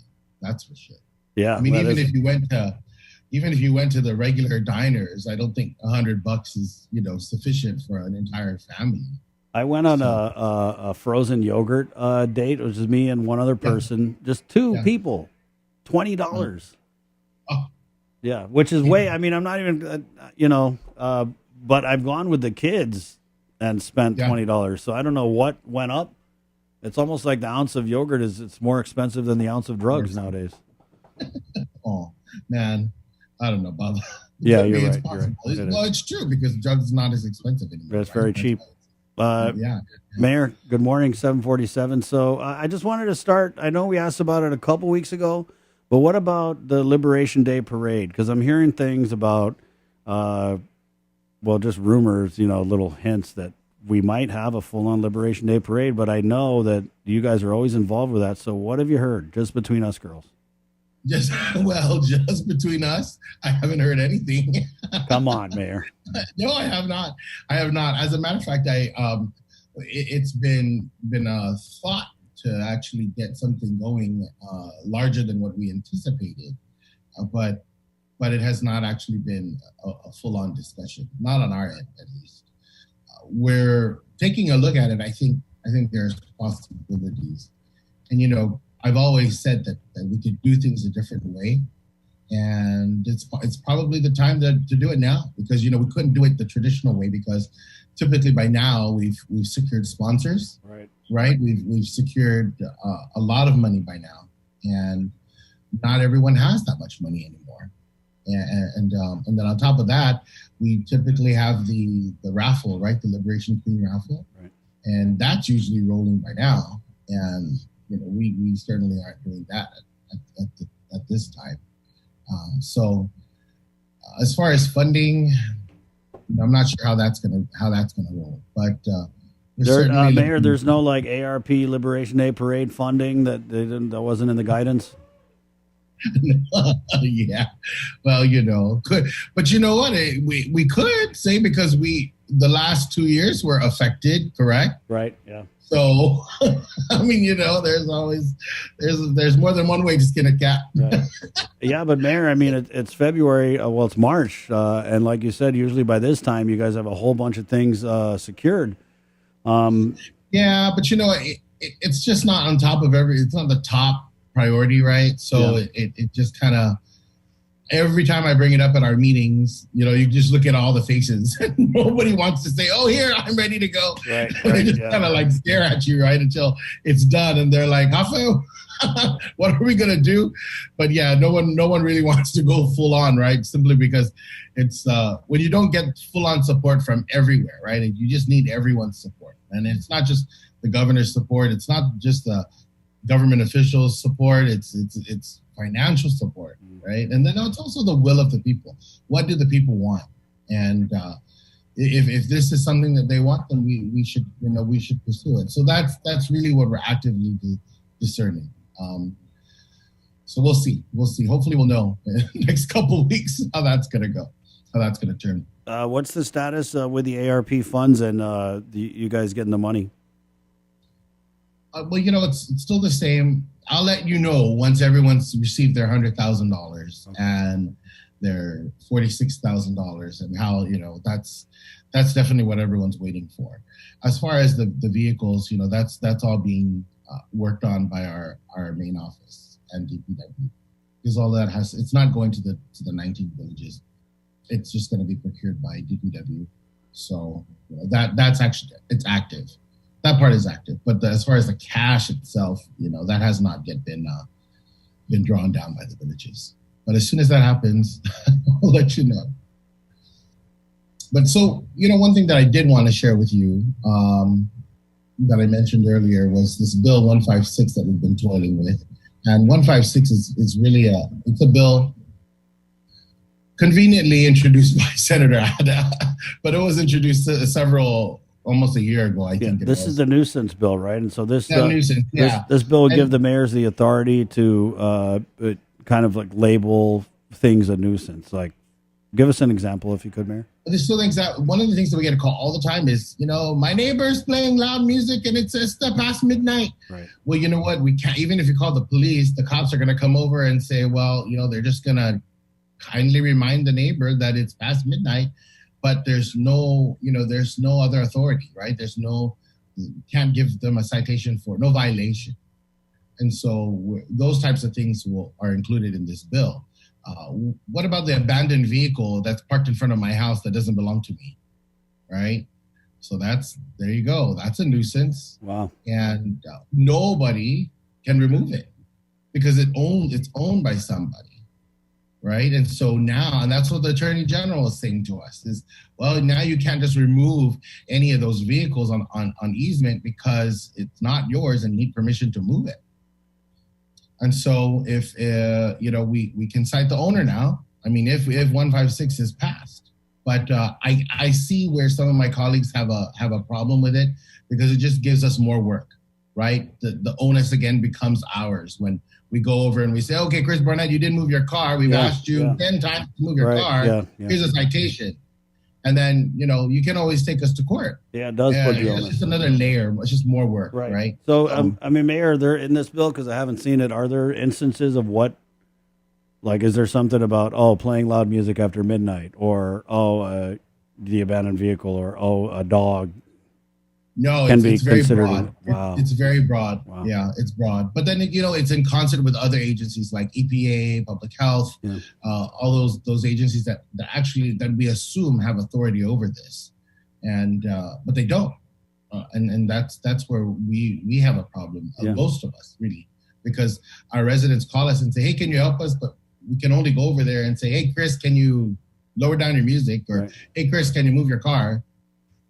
But basically, what this is doing is giving you guys the authority to kind of create, quote unquote, like city ordinance on the spot. Right. Exactly. So I guess traditionally how this would be done, I mean, and would you rather see it be done in a way where it's like black and white, playing your music after midnight, unless you have like a permit or something, is a public nuisance?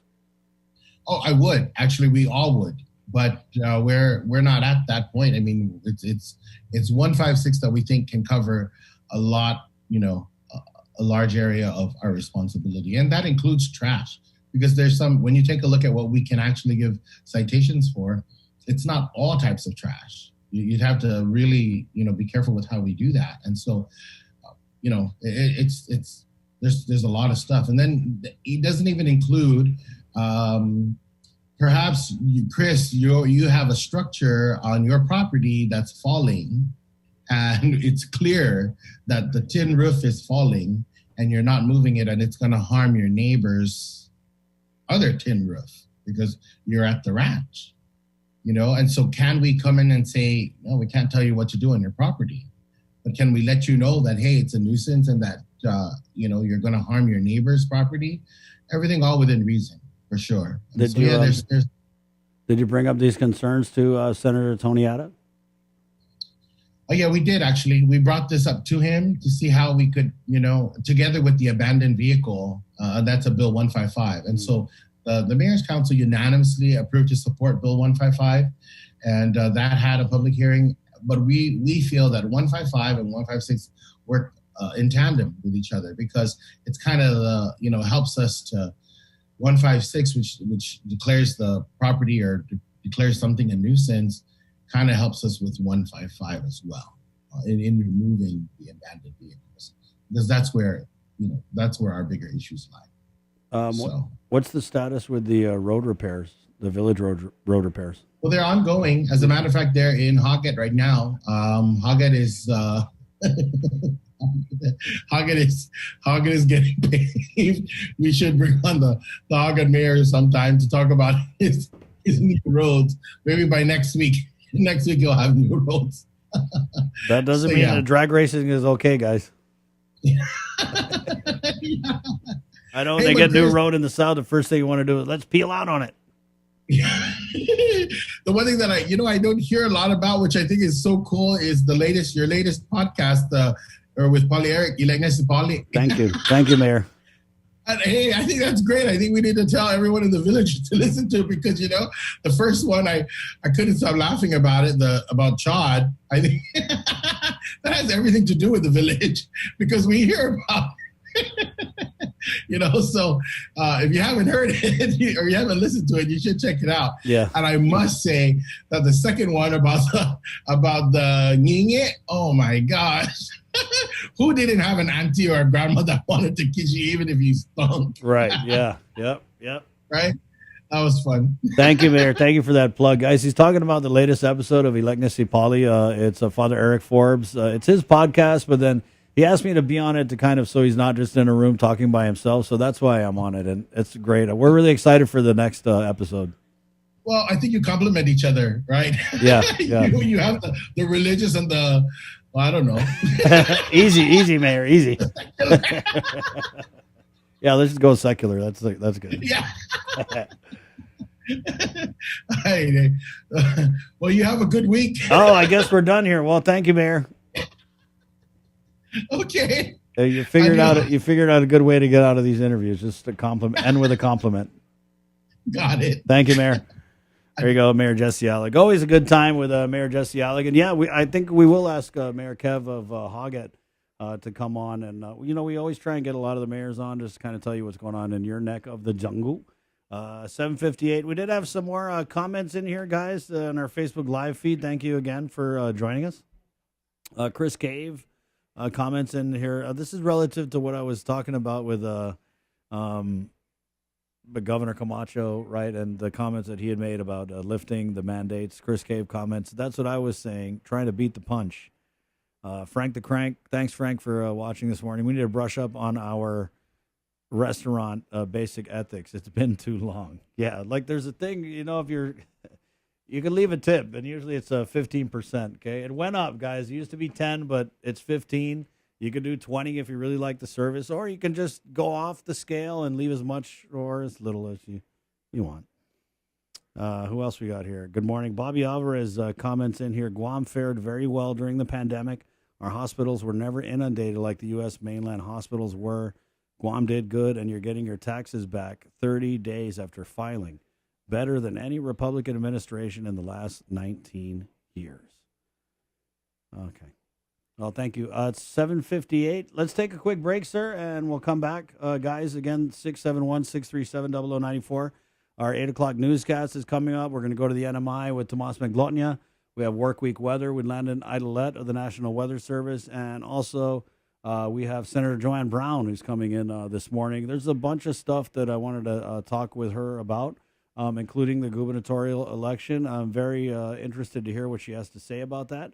Also, there was a few bills that passed Friday, and Senator Joanne Brown and Senator Tello Tide, we voted no on a couple of these measures because they didn't like the funding source, where the money was coming from. Remember, there was that whole thing with the earned income tax credit, and they were doing all these different bills to build a new prison. They wanted to use some of this money to build a new hospital, and then lo and behold, Daphne Shimizu sent a letter to legislature from Uncle Sam saying basically that EITC money, yeah, guess what? Guess what? You got to use it to pay EITC. So there went all those funding bills out the window, and they're kind of like back to the drawing board. But there was $5 million, I believe, in excess revenues that they're all rushing to spend, basically. And so anyway, we'll get Senator Brown's take on why she voted no on these bills, but I'm pretty sure that was the reason. So, hey, it's 8 o'clock on the breeze. We're at KUAM FM, Hagatna, Guam. A quick break, and we're back with our 8 o'clock newscasts and all that right here on the link. Good morning. Let us know what's up on our KOM News WhatsApp tip line at 671-727-0094. Share information about what's happening in your town, on Guam or the CNMI, and what you want us to know. Reach us on WhatsApp at 671-727-0094.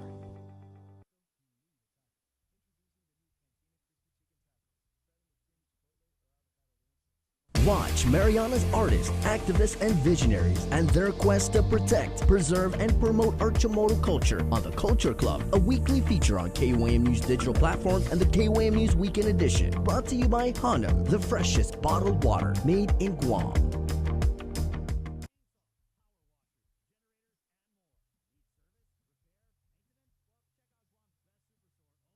It's deep diving into what's making news, listening to your feedback, and getting you the answers you deserve. Plus, remembering to laugh a little too. Join me, Chris Barnett, on The Link, live streaming video on the KUAM News Facebook page and YouTube channel, and broadcast live on The Breeze, 93.9 FM, KUAM.com, and the KUAM News app. Miss The Link, miss a lot, so don't miss it. The Link is presented by IT&D, Calvo Enterprises Inc., Jack in a Box, and Pacific Points.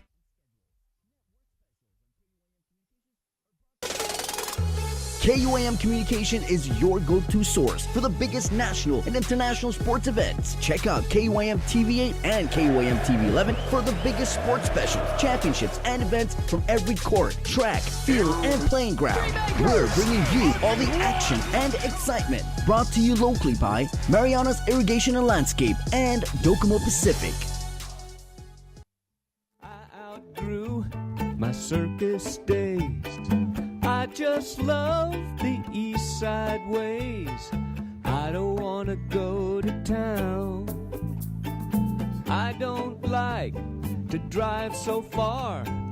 There's no place to park your car. I don't drink martinis, don't smoke cigars. I don't want to go to town, just feel the breeze and the sun. I'm with my friends when the work is done. Relax in the shade. We're easy to please. We're hanging around and we're slowing way down. And we don't want to go to town.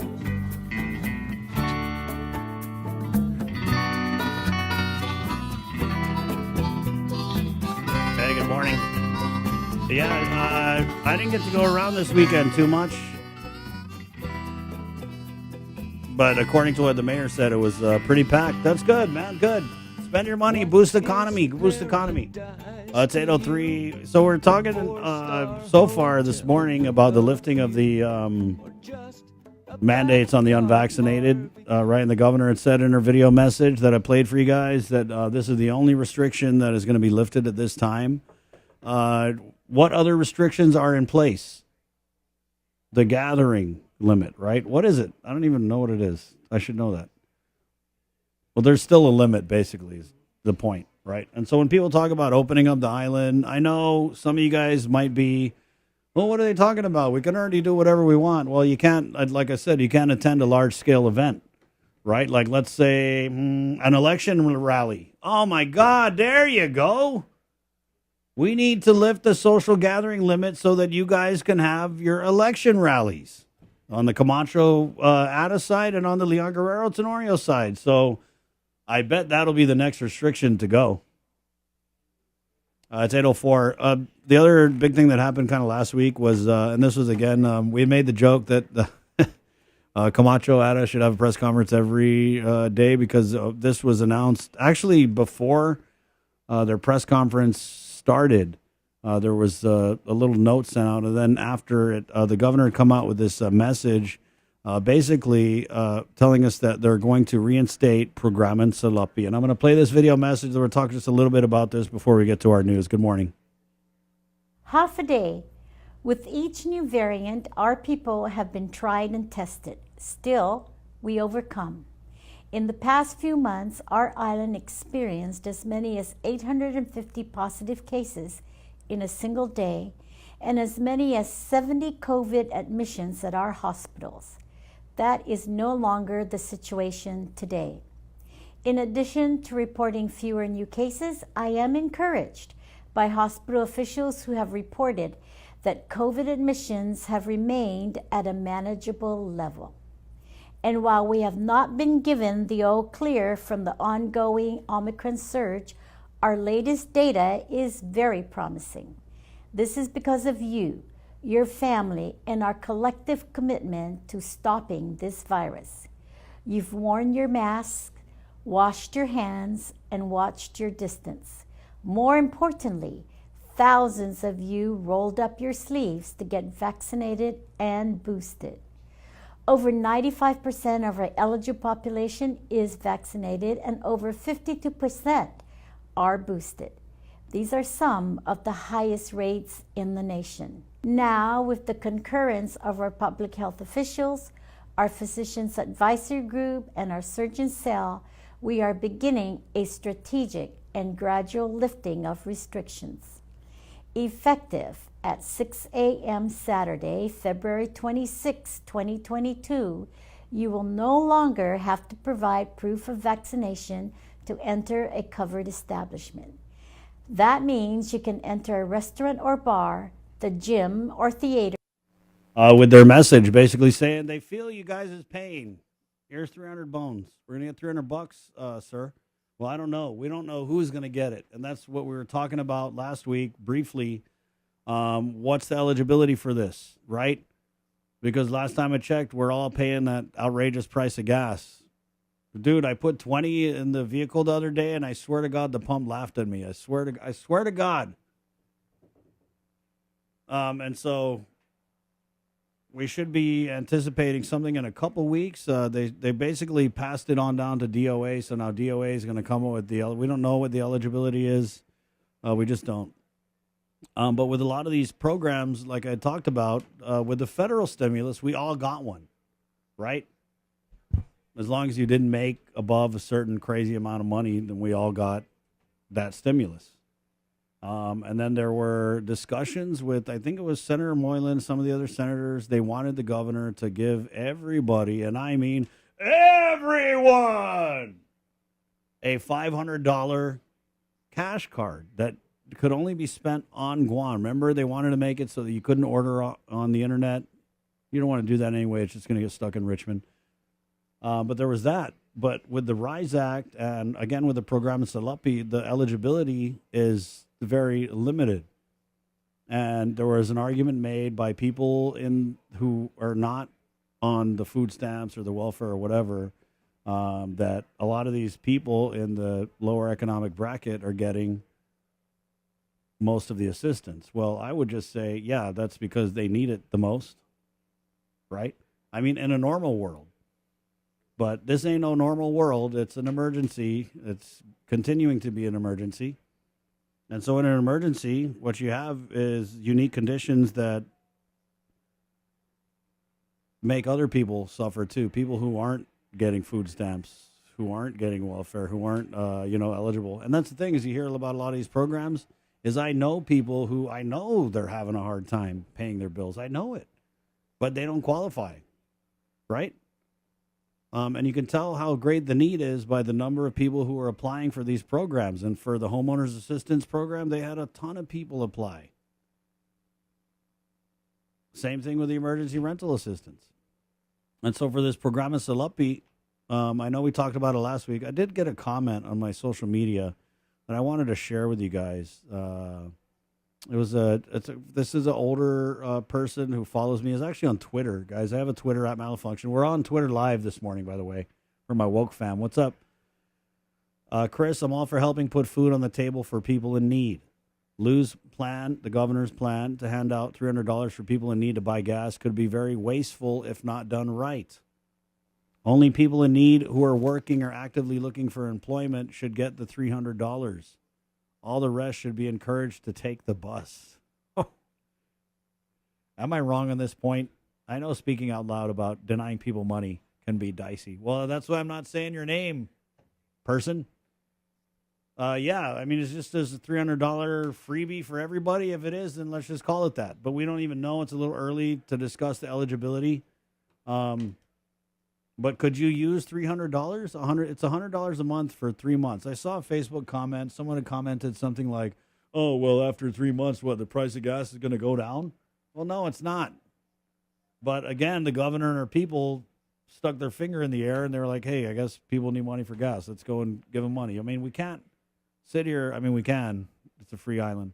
But you can't complain that she's not doing anything to help people. And then when she does something to help people, complain. Well, you can actually complain that it's not enough or that it's the eligibility is not wide enough. Like I said, we can say whatever we want. But yeah, I don't know. I'm curious to see the eligibility on that. And I almost feel like it's too early to ask. You know what I mean? Like who's going to get it, who's not. But people need it. Definitely. People definitely need it. So there's that. It's 8/11, Monday, February 28th, 2022. Let's go ahead and get into our 8 o'clock newscast. This newscast is sponsored proudly by Pacific Points with the very latest from the KUAM news team. This news update is brought to you by Pacific Points. Do more, get more. Half a day, I'm Tyler Matinani, and here are your headlines here on The Link. Effective since Saturday morning, you no longer have to show proof of vaccination to enter covered establishments. That's the main message delivered in a special video release yesterday from the governor. But a local organization, the Guam Freedom Coalition, wants more than just lifting another restriction, but to end the public health emergency altogether. Effective at 6 a.m. Saturday, February 26, 2022, you will no longer have to provide proof of vaccination to enter a covered establishment. That means you can enter a restaurant or bar, the gym or theater without showing proof of vaccination. The announcement from the governor follows a downward trend in cases, and hospital officials reporting COVID admissions have remained at manageable levels. It was also based on the island's vaccination rate. Over 95% of our eligible population is vaccinated and over 52% are boosted. These are some of the highest rates in the nation. And while proof of vaccination will no longer be required, the Guam Freedom Coalition wants the Guam legislature to vote to end the governor's declaration of a public health emergency, which has been in effect for almost 2 years now. A 64-page letter was addressed and sent to all senators prior to the start of February's legislative session. The letter included a petition containing more than 350 signatures, as well as data to support why they feel the governor's executive-ordered restrictions have caused the people of Guam undue and prolonged mental, physical, emotional, and financial hardships.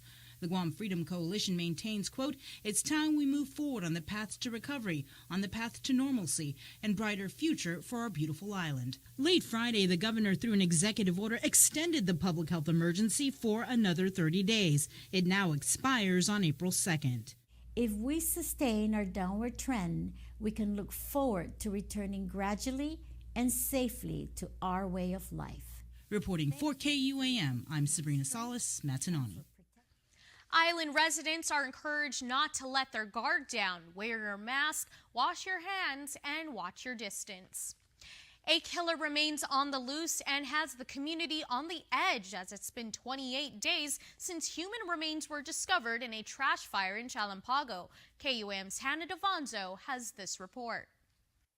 It was in January of this year when human remains were found in a trash fire in Chalampago. But questions still remain on the identity of the individual. Guam Police Department's Chief of Police, Stephen Ignacio. The parts of the body that we found were not sufficient enough to help us in the identification. So as we go back in investigations and through our work with the media, that our basic identification consists of either facial recognition, dental identification, handprints, and maybe other scars, marks, or tattoos. While the condition of the remains makes it difficult to identify who the victim was, the forensic pathologist determined it was a male ranging anywhere from 18 to 40 years old.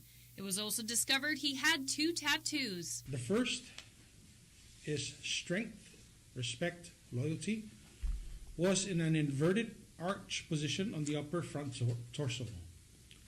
The second was a separate tribal tattoo located on the rear upper torso of the remains.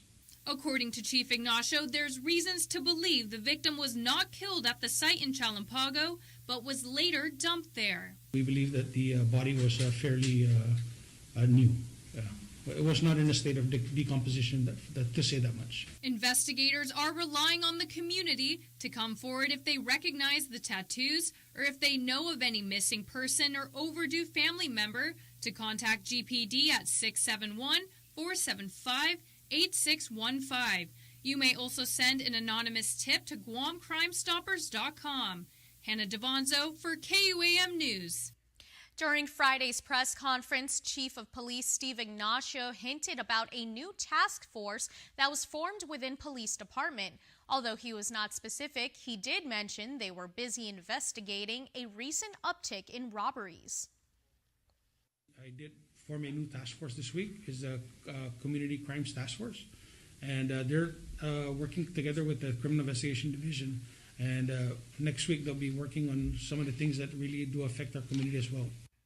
The chief confirmed 5 police officers have been assigned to this newly formed Community Crime Task Force. More information about their mission is expected to be released next week. It's the most effective treatment against COVID-19, but to get it, a referral from your primary caregiver is required. Daniel Perez has the details on what to do after getting the referral for the MAB therapy. Earlier this week on The Link, one resident shared his trouble with trying to get the sotrovimab treatment for his wife. To clarify, KUAM sat down with COVID-19 Incident Commander Fernando Estevez, who shared the steps to receive the sotrovimab treatment. It's not a doctor's referral, it's a clinic referral. The clinics all have a hotline that they can call that is manned. And the clinic's responsibility is to, one, confirm they're COVID positive, right, and do the initial screening.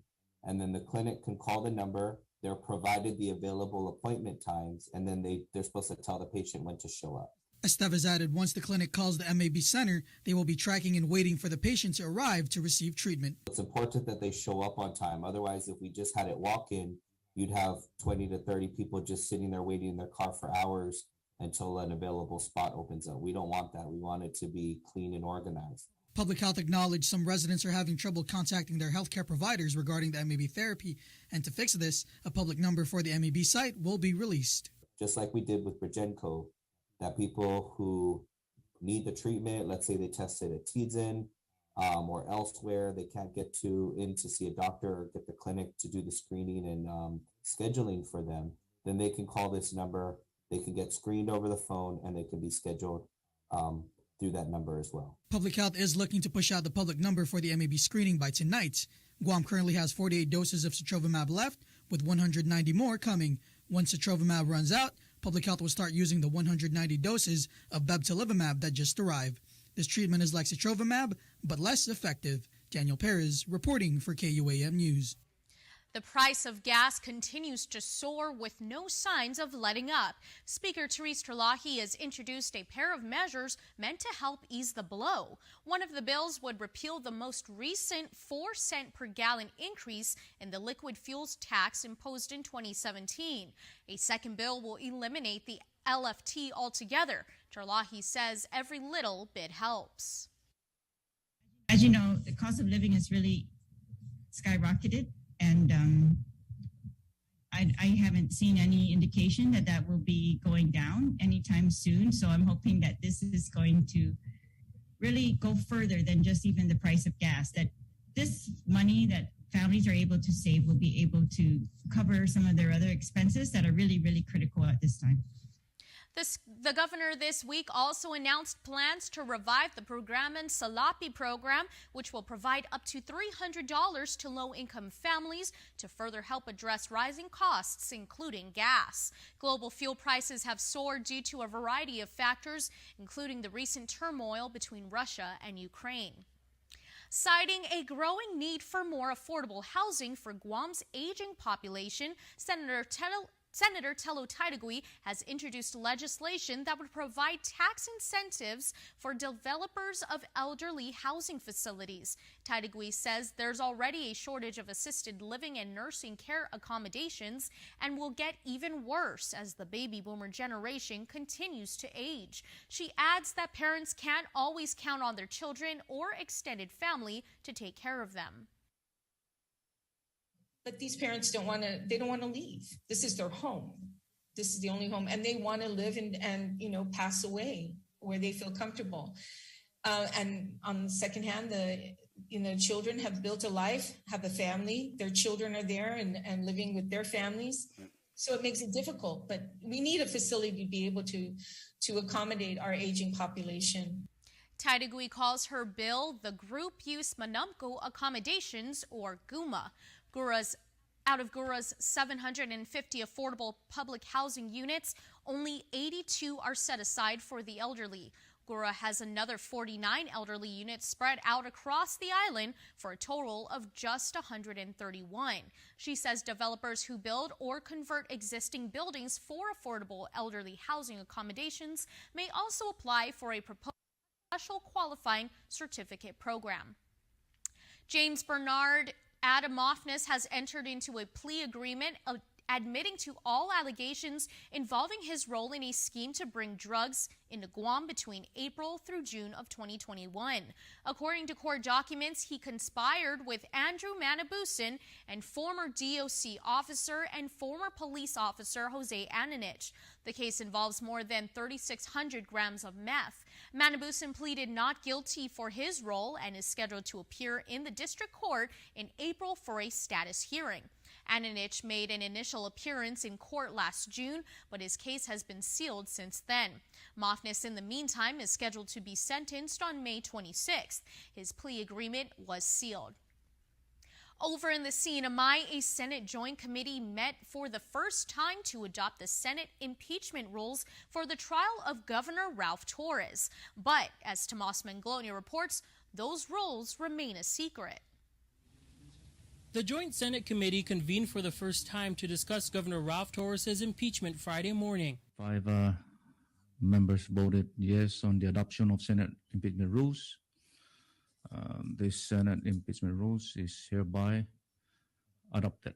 But senators say those rules won't be made public until the entire Senate passes it. Instead, senators opted to read amendments in the 28-page document out of context. However, Senator Carl King Neighbors weighed in on why they opted to adopt these rules and not the rules crafted in 2013 by then Senator Ralph Torres himself for the impeachment trial of Governor Fithiel that never happened. There has been public pressure, and there's this narrative around that we in the Senate are trying to prolong this process, and that couldn't be further from the truth. Senators took into account the definition of what they consider to be acceptable House impeachment records. It comes weeks after Representative Selena Babauta in the House transmitted over 5,700 pages of documents as evidence. Our joint committees have gone through great lengths to specify and really put a fine point on how we want these documents provided to the Senate. He says the rules they adopt today should withstand time for future impeachment proceedings. The Senate will hold a session on March 3rd. Tomas Manglotnya for KUAM News on Saipan. Senate President Jude Hofschneider confirmed to KUAM that a special Senate session to adopt the rules for impeachment will be held on today at 1 p.m. After the rules are adopted, both the governor and the House will have 14 days to prepare for trial. For more news, go to KUAM.com, and we'll see you tonight on Primetime. Reporting for Guam's News Network, I'm Tyler Matanani.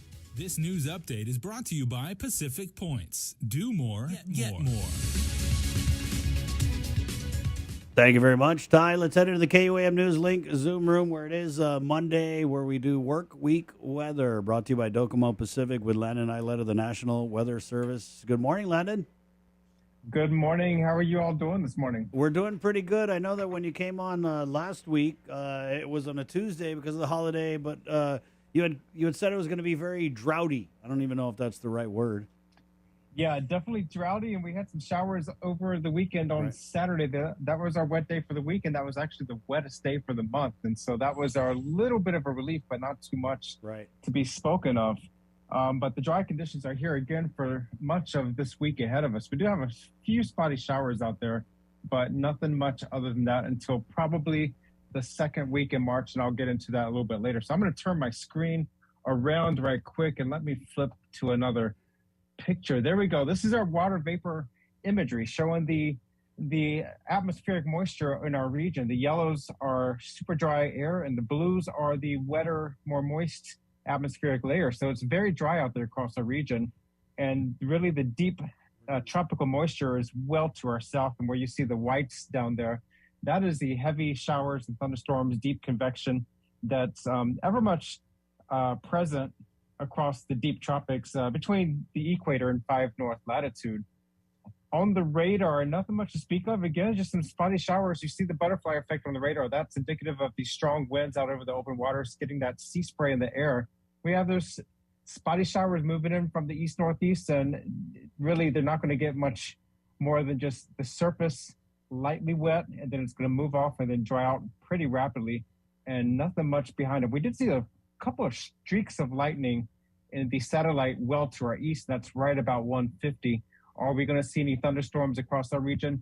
Not too likely. This is going to be weakening as it makes its approach, but mainly just some spotty showers in the next 4 to 5 days. So go ahead and cue up the slides, Jason. We'll get right to it. It's a broken record.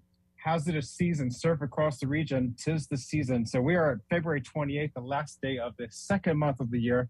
Tomorrow is March 1st. We're moving right on into spring and then into summer and then typhoon season. So time is flying. So breezy with spotty light showers, risk of rip currents, high rip current risk along East Reefs. Guam fire danger, very high. This is another broken record for this time of the year. We do have a small craft advisory in effect for the next several days. A fire weather watch was also issued this morning. We had a little bit of a reprieve yesterday based on the rainfall on Saturday. Drought conditions are creeping in across Miamis. We're rated as D0 on a 5-tier scale, where that's abnormally dry for Guam, Rototini, and Saipan. And farther to our south across Micronesia, we still are seeing extreme drought conditions and severe drought conditions across parts of the FSM and the Marshall Islands. The next slide, well, we talked about last week the NWS summer internship position. If you have not put in your applications, if you're a high school or a college student here on the island or in the CNMI, it's not too late. The application deadline is tomorrow, March 1st. So go ahead, put up your information on usajobs.gov. and apply for the position as Job Series 1399 or Physical Scientist with the location set for Barrigada. We have 2 positions that will be serving in our office for 2 months this summer as an internship. So if you want to experience the National Weather Service or see what it's like to walk in our footsteps, this is your opportunity, and see if the Weather Service is right for you. Current conditions, breezy out there, east at 12 miles per hour. That was at the 6 o'clock hour this morning. Farther to our north and Saipan, it was howling at 20 miles per hour. We did see some stronger wind gusts up there with some spotty showers. They were gusting briefly up to about 32 miles per hour. So we will see those gusty conditions, especially if any these light to moderate showers do push by. Rainfall has not been much to speak of, only just a 0.03 inches yesterday. We rounded out the month so far with just 1.25 inches so far. Our wettest day of the month was on Saturday. We had 0.29 inches of rain. We only had 2 days this month with over a 0.2 of an inch of rain. So it's been very dry. We are nearly 3 inches of rainfall below normal for the month, hence our abnormally dry conditions. And there we are, the next slide showing the scene across the region. The winds are pretty strong across the whole region to our east, north of 10 North, with much stronger winds near Wake Island, Kwajalein, and Madro. Those are all the stray winds howling across. We had a number of phone calls last week, and then also from our sister offices in Chuuk, Pohnpei, and Koshrai asking about the winds. Is there a storm coming? No, these are just the stronger enhanced trade winds, and that's typical for a La Nina climate pattern with these trades enhanced across much of the western North Pacific. So looking ahead for the next several days, the seas and surf will be elevated with these strong winds. They're going to be holding steady for the next, at least through the end of this week, with combined seas around 8 to 10 feet. That is hazardous for small craft, but things will be creeping downward toward the weekend, but moisture will be gradually increasing toward the weekend. The drought condition across the region, again, very dry across the northern islands of the Marshall Islands, also the northern Chuuk State, and abnormally dry conditions across the Mariana Islands. The Guam fire danger was increased to very high today.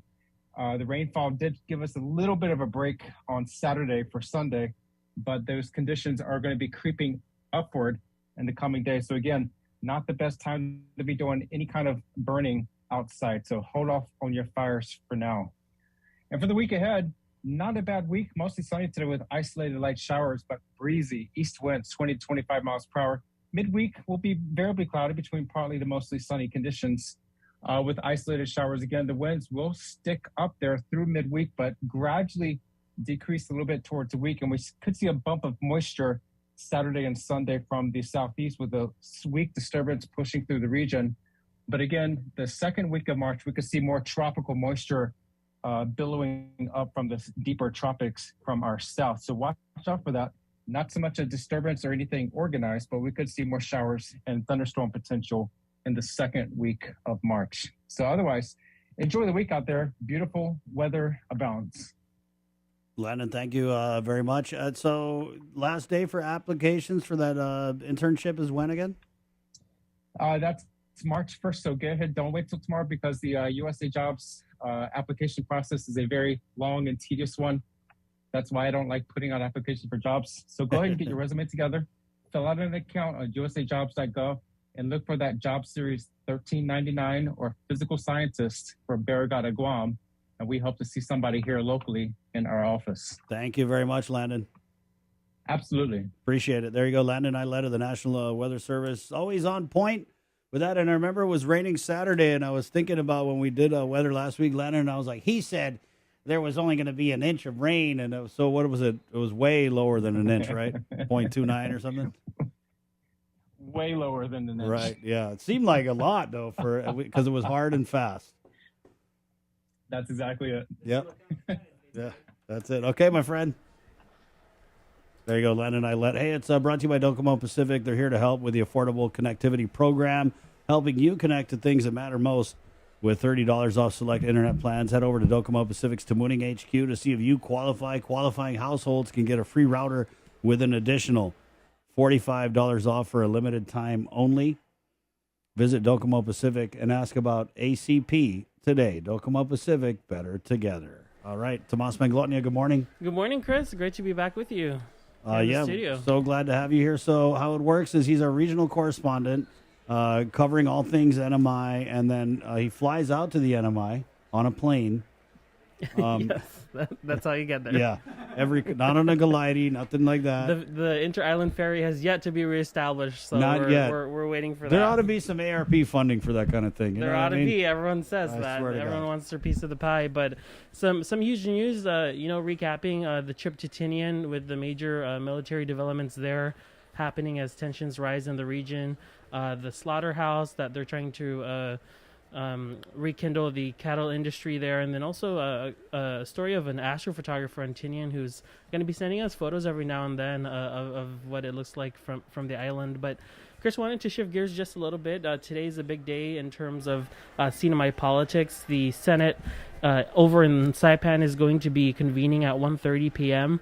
to officially adopt their version of the 28-page impeachment trial rules.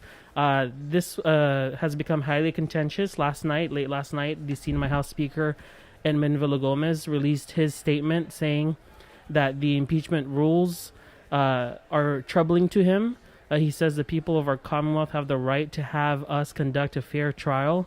Just wanted to read a few more of his statement. He says, the Senate rules present violations of the Open Government Act. The impeachment rules were adopted Friday morning without allowing oral comments on the proposed rules that were withheld from the public and not made available to all members of the Senate until the close of business. The Senate rules go so far as to limit the House of Representatives by not giving us equal footing. It does not seem reasonable that the Senate President can handpick who will lead our impeachment prosecution and limit the number of impeachment managers to present our case. These are but two of the Senate's unreasonable rules the House cannot accept, but there are more. This is what House Speaker Edmund Villagomez had to say. He says it's in the best interest to have a fair trial, and it's inexplicable that the Senate would hamper our ability to perform our constitutional duties in this manner. And so, Chris, what's the issue here is that one of the first things that the Speaker pointed out is that in the 28-page rules, when we covered the Senate Joint Committee on Friday, they read the rules. They only read the amendments to the rules. They only allowed public comments through email. And so before the adoption, no one got a chance to look at the 28 pages of rules. And so it was released, as the Speaker said, at the end of business day, and today they're expected to pass and adopt it.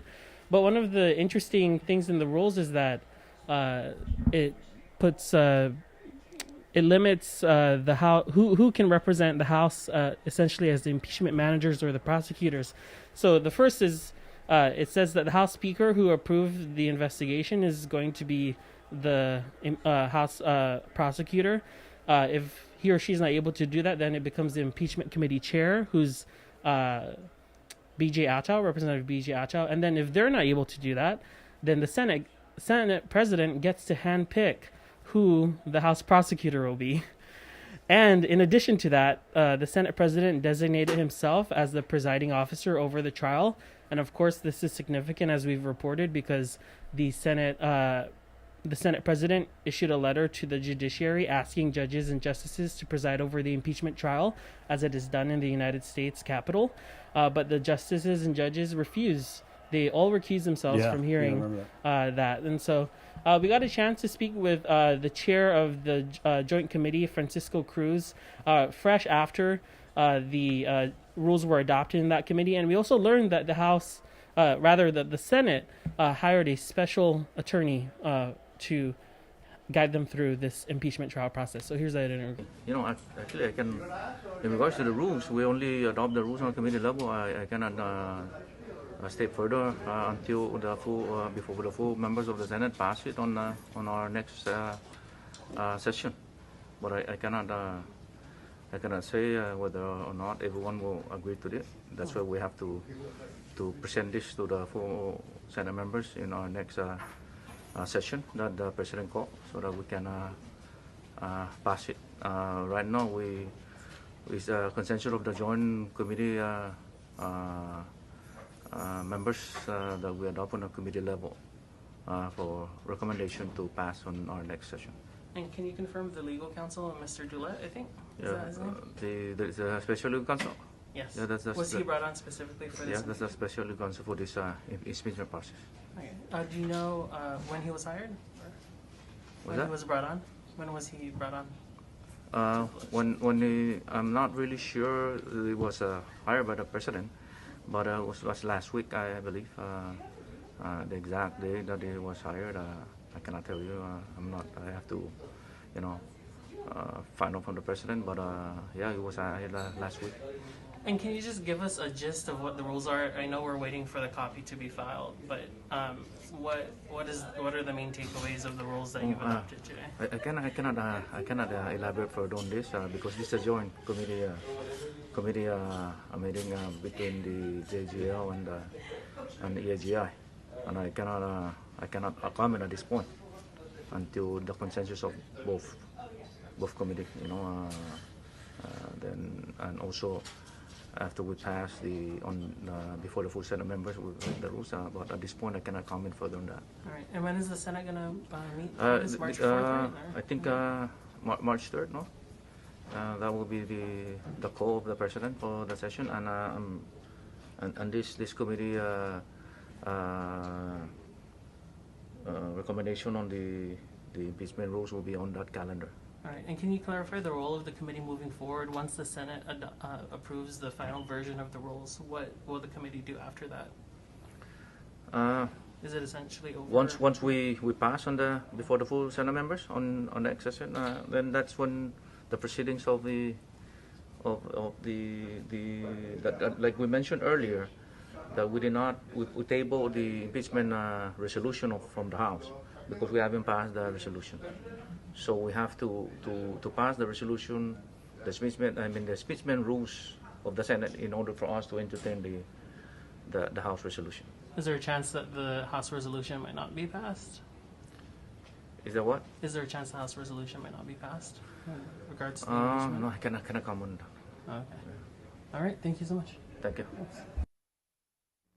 All right, Chris. So already politics at play here. This is the process of which the impeachment process goes through. It's now in the hands of the Senate. Right. The House saying that they're not happy with the rules that have been proposed. And so we'll continue to see again that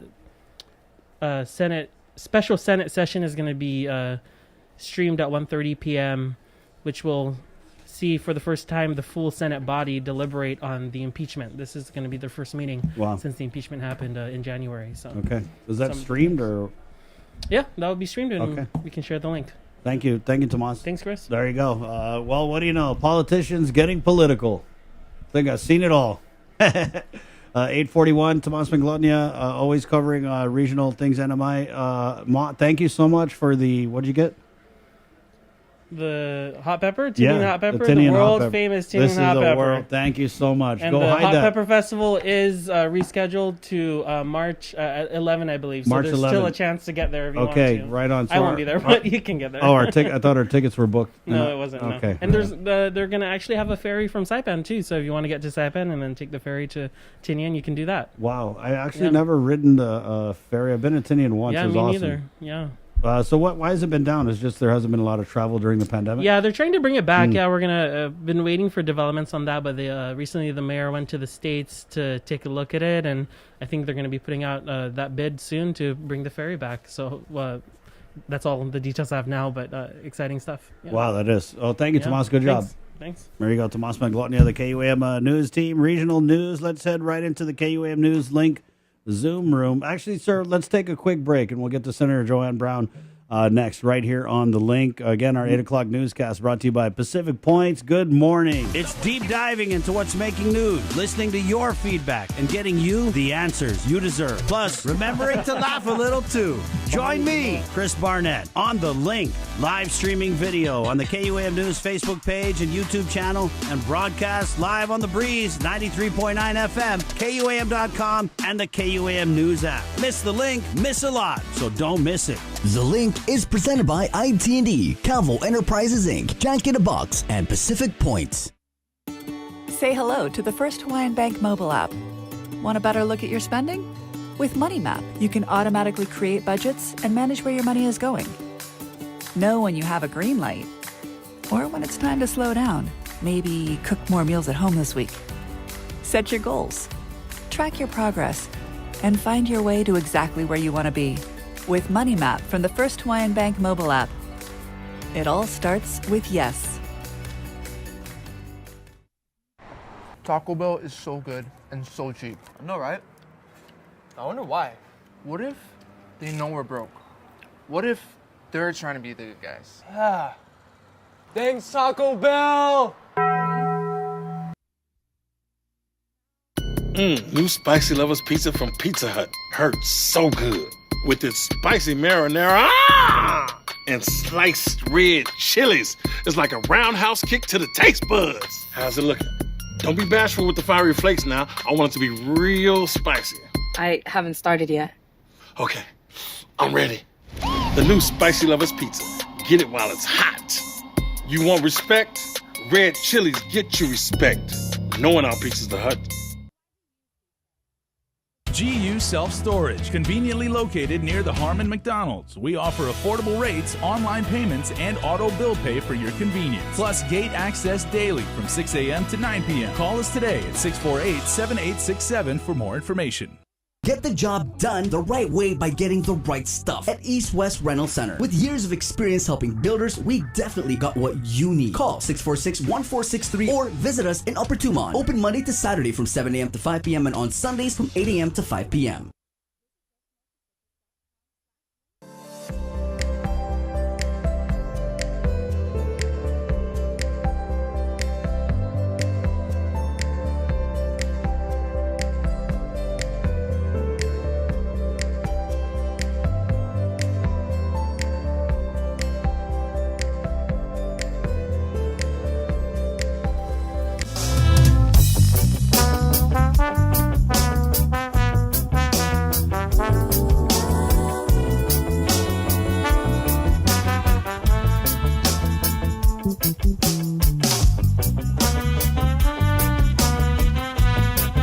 Good morning.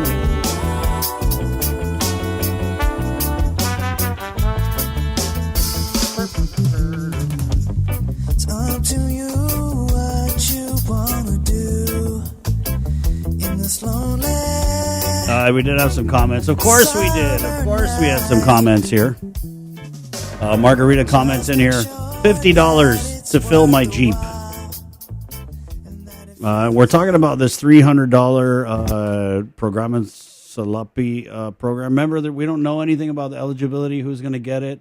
They kind of just threw it out there that we're going to give you $300, and it was on the day of the Camacho at a press conference. It is what it is, though. That's the nature of politics. That's what I said earlier with Tomas when he was talking about the process becoming political, right? They're politicians. They're doing political. That's exactly what's happening here, right? And so Margarita comments again, why give gas money to people who don't work? Well, maybe they vote. Jason Duenas, $300, that's only enough for 3 weeks. Jeff Kosaka comments, just say thank you and be grateful. He's the guy who was in that campaign video with the gun. Remember the one that there was a gun and it was like, Biba, Lou, and Josh, and the guy had a gun and he pointed at, that's the guy. That's funny. Malia Lawrence Castro comments, a question, if we take the money, will it count as a vote? LOL.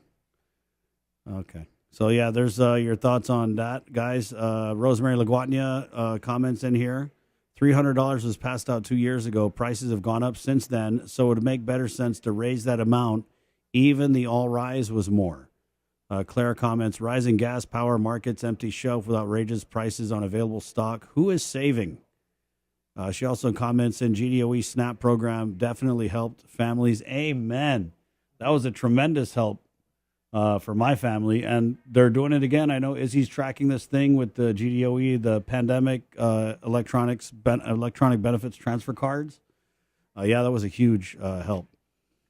Chris Cave comments in here, Chris Barnett, food increase is crazy. Even Itchy Bag. Now I stock up on all the flavors. Yeah, everything is going up. But again, I mean, I don't know. Was there a lot of thought that went into the governor's announcement? Where did they get this $300 number? We don't know. Hopefully, we'll find out when they come out with the rules and regs. 848, Senator Joanne Brown. She's with the minority in the Guam legislature. Good morning, Senator. Hey, Chris. Good morning. Good morning. I guess we'll just start with you guys had your votes on Friday, and I noticed that you and Senator Talataitigui had voted no on a number of measures, and these were measures that I think originally, correct me if I'm wrong, because you guys know I'm not good with the finances. I just don't have enough money to be good at figuring out finances. But you don't want to complicate things too much in your mind, right? Yeah, exactly. So I know that these bills, they were going to use the EITC, but then Uncle Sam said, no, EITC used bad. EITC only used for EITC. And then it was like, okay, we can't fund anything with this EITC. And so then you guys started looking at the excess revenues of $5 million. Well, that's what BBMR, DOA, the representatives that were there last week kind of reported that there's like a remainder of about $5 million, which we know in the big world is not an awful lot of money. And if that's all we have left, then, should we really be prioritizing how that remaining funds are spent? Because if you look at the language of those bills, and they're all great programs, I mean, who's going to argue against them? But when the funding sources, the first thing is identified as the EITC. And then if it's not that, then it's the unexpended balance of the fiscal year. And if it's not that, it's ARP money. And I don't know what kind of appropriation that is. It just to me, I mean, I've been in the legislature back in the day, and that just wasn't the standard language you put in an appropriation bill. If the fund is there, then let's be upfront and let's be clean about it. It's like I said, it's like looking at a dartboard and see if you make the bullseye and see if there's funding. And we just simply cannot be and should not be, considering what we're going through right now, literally grabbing out of the air and trying to find an appropriation source. And it's like a false promise to our people of saying, okay, we want to help the veterans. We want to help GUMA, get more businesses off the ground. We definitely want to fund the FQ Sanchez project down south, but, is it real money? And then, is the administration going to play with it because it's an election year and say, oh, of course, we're going to go fund this over other things. And we just did the budget not too long ago. And of course, I didn't vote on that budget either, Chris. Neither did Senator Tello, and surprisingly, neither did Senator Mary Torres. But the rest of the legislature did, and the rest of the legislature committed that they were going to put money aside, the rest of the unexpended balance, for the tax refunds, and also for the rainy day fund. 30% of that was supposed to go to the rainy day fund. So that's a commitment they made by their vote just a few months ago. And now here we are, getting these bills out that really don't have as clear a funding source. And in the bigger picture, when you're weighing it against the other critical priorities of government, it just doesn't quite add up to that level of importance. Not that they're unimportant, but, if the money's there, great. But to say that we're appropriating here and there and everywhere, it's just not responsible on our part to be doing that, especially at this time with the situation that we're all in. Yeah, I mean, it was kind of, I guess, just like layman's terms. It was like these plans were made with that EITC, and then when that fell through the roof, you're right, there was this scramble like, okay, what money can we use now? Let's go use this $5 million. Your colleague, Senator Tello, had come out with a press release saying the legislature was on a spending spree. Yes, yeah. And if you look at the collective amount of bills thus far that were introduced, it was over $121 million for what essentially is like maybe $50 to $60 million of EITC funding. I mean, that's how much was introduced. I mean, they just couldn't move fast enough to appropriate for everything under the sun. Put their name at the top of a bill without even, up until last week, getting clear verification whether or not this money was available. And again, because of the uncertainty that we're heading into where we're at right now, we don't know how much longer, are we going to be in the circumstance that we're at. But even if this whole pandemic ended tomorrow, just getting our tourism industry built back up, which is a very critical foundation of our economy, it's not going to happen overnight. And yet the cost of government, the continued increases, and that's just the legislature. Then on top of that, you have the administration. Oh, let's just, we're going to raise salaries for law enforcement. Who wants to be against law enforcement? Of course, we want to see our law enforcement compensated. But they added on another $16+ million. And then, when their spokesperson's interviewed, oh, we're going to go work with the legislature to sustain this. I mean, maybe they think we're all not quite in, elementary school yet in terms of these positions that they're bringing up publicly, but they're not being very responsible. And yeah, it's election year, but oh my goodness, do we need to be so true to form that we're giving out the people's money, and yet, there's going to be a price to pay, and maybe a harsher price down the road if the funding's not there. But then, of course, the governor will simply blame the legislature. Legislature didn't fund it.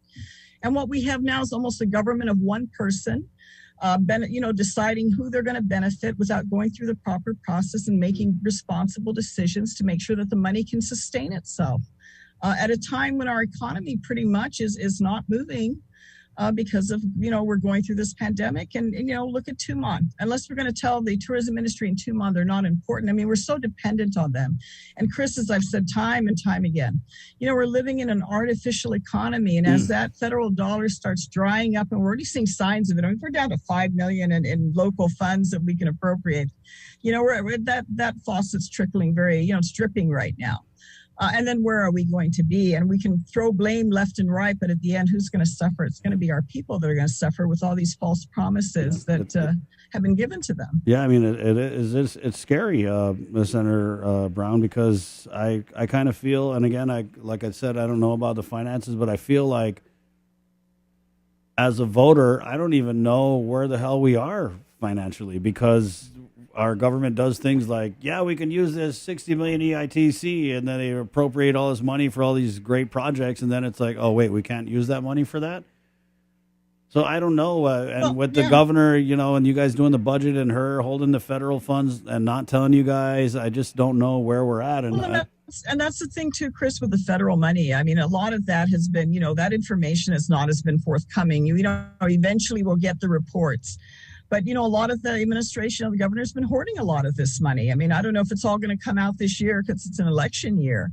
But, our people are in need out there. And, great, now they've come up with $300, and some of your listeners have relayed, gee, that's not going to last maybe barely 3 weeks on average. Just your regular commuting around the island to work and what you need to do is not really going to last. I mean, we should have really looked at a good stimulus program of putting more money out there for our people that are eligible so that, as you mentioned, the food, everything we notice, you go and pay your groceries, you're not buying anything more. As a matter of fact, what you're putting in your cart is getting less.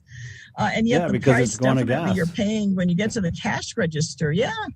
Here you are thinking your gas is going to be on full and you're barely halfway from what you were paying not too long ago. So those are the realities that our people are dealing with. And the thought that this could get worse, it's a very frightening thought. And if you don't have legislators that are really thinking and have some foresight and planning and, yes, making difficult decisions, we're going to end up where, our people are getting all the show right now. And they're going to be left at the short end of the stick as this process continues because of irresponsible leadership.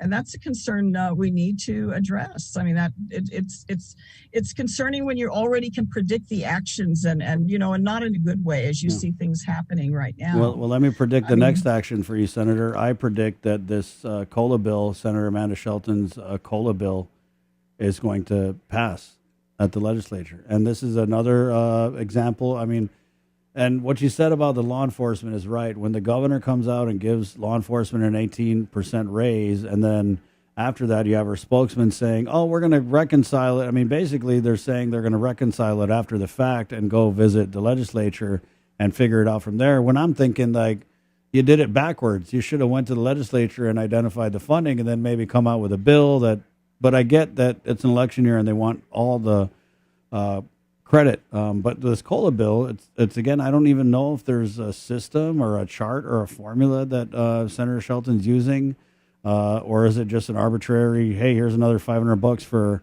the GovGuam retirees, right? And so I don't know, is there a funding source? Chris, on top of war reparations that they want to pay back for those that have passed. I mean, the list goes on. Yeah. Some of our senators, in this legislature are very appropriation happy. I mean, that's the one thing they do well and consistently without any real consideration. And most of them, as I mentioned on the floor of the legislature, have never really lived through the hard times in their short tenure in the Guam legislature. They've not had to cut into the flesh of the government of Guam. And certainly in my previous life in the legislature, we've had to do that. It's a very painful process in terms of picking, priorities when everyone wants to say everything's important. And yet when you get right down to it, you have to make those difficult decisions. But But the process, we introduce these bills, we send our press releases, we want to, get all the credit and praise ourselves and get all the attention. And yet our government and the stability of our government and ensuring that we will have a continuous source of funding to keep it operating, especially for the most critical things that we need. That to me, I'm very concerned about. I'm very concerned about where we're heading with all this irresponsible spending and without reservation. You notice that there's almost no reservation in majority of the Guam legislature with regards to appropriations. And you see the governor, the governor herself. I mean, it's irresponsible leadership in what's happening. What is going on in our community during a time when you look around and you see the issues that are facing us, especially our ability to generate the money. And I think they're literally putting too many eggs in one basket. I mean, it's just irresponsible leadership that we're seeing these days. How's your Monday going? Well, it's fine otherwise. I mean, my perspective hasn't changed with regards to this. I mean, I hate to be in the position that I'm in to have to raise these concerns, but, I see it. I know it's there. And I just don't see how you just go with the flow of everything and play that game when we're really we're setting our people up for more challenges and more suffering ahead. And I don't think that's what we should be doing as responsible leaders. Well, I think a lot of people would agree. Senator, is there session this week? No, next week? No. We ended session on Friday when we voted late Friday afternoon. Well, thank you, Senator, for your time. Any closing thoughts before we let you go? I wanted to ask you about the election because I know I saw you at the press conference for Camacho. Well, you can ask. Yeah, let me ask. You can ask me about the election. Yeah. Well, how much time do I need? But just your thoughts. I mean, and we're just talking about the general, right? And that's under the assumption that Governor Liu and Lieutenant Governor Josh run unopposed. But Governor Camacho has twice said that he thinks there will be a Democratic primary. So I guess just your thoughts on who we have that has declared, which are the we certainly appreciate that Governor Felix Camacho has stepped up to the plate to represent the Republican Party. And certainly he's a two-term governor. I give him credit for stepping up. As he mentioned, he couldn't sit on the sidelines. I mean, it's one of the reasons I ran last term, last election was because I couldn't see sitting on the sidelines and the lack of check and balance and tremendous abuse and corruption that was happening in our government. And neither the legislature nor the administration with the governor's leadership was even doing anything to step up to the plate and address these concerns. So we're very supportive of Governor Camacho's run with Senator Tony Atta, and I think it's going to be an exciting year. Unfortunately, I mean, you heard with Governor Camacho's announcement, just the tremendous venomous comments that came back from the administration attacking him in his declaration to run for office. And I go, wow, it's one of those moments you have to chuckle because if you're really that confident that you're all that, you'd welcome him and say, hey, the people have an opportunity for a choice, and this is our agenda, and this is what we've done, and this is what we're going to continue to do.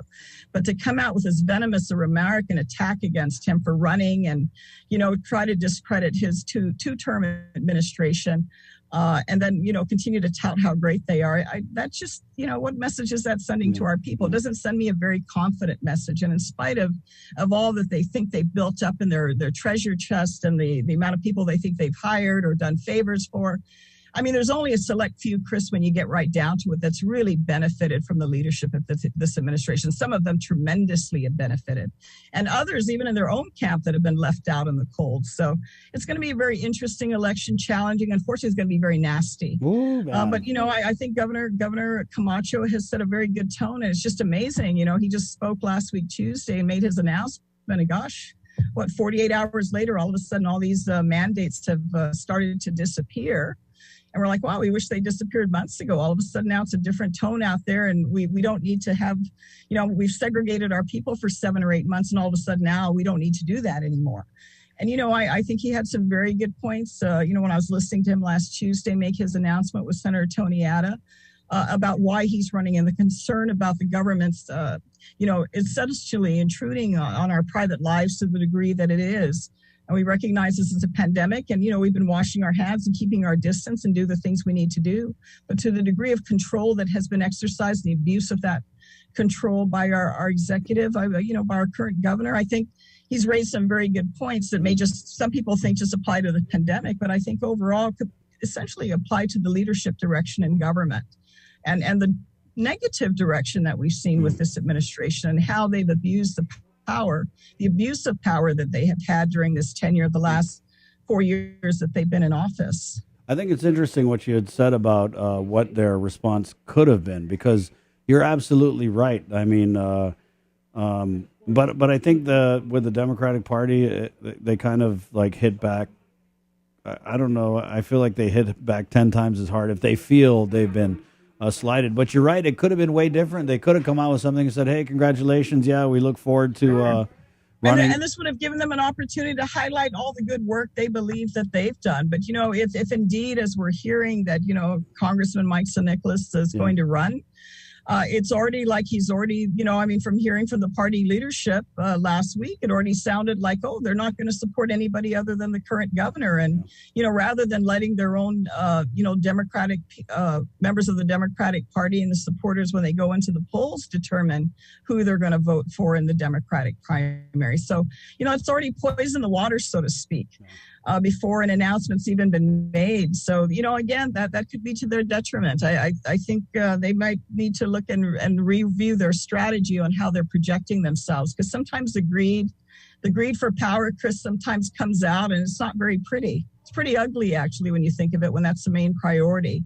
Then really what, collectively we should all be doing is serving our community and working in the best interest of our community, and leave that to the voter ultimately to decide, rather than all this ugliness that we're seeing being thrown around. Because, hey, Governor Camacho has served 2 terms in office, and, I give him credit. I give him credit certainly at this time in his life for wanting to step forward, because he's so disappointed with the leadership direction and the position that our people are being put in. And I think, the Republican principles that he brings to the table are things that we support, and we certainly look forward to an exciting election. And he certainly has my support and Senator Tony Atta in this upcoming election. Thank you, Senator. Hey, it's good to talk to you, Chris. You take Always. care. We'll You talk too. soon again. You too, All Senator right. Brown. Right on. Bye. There you go. Yeah. I mean, but you know what, though? I like it.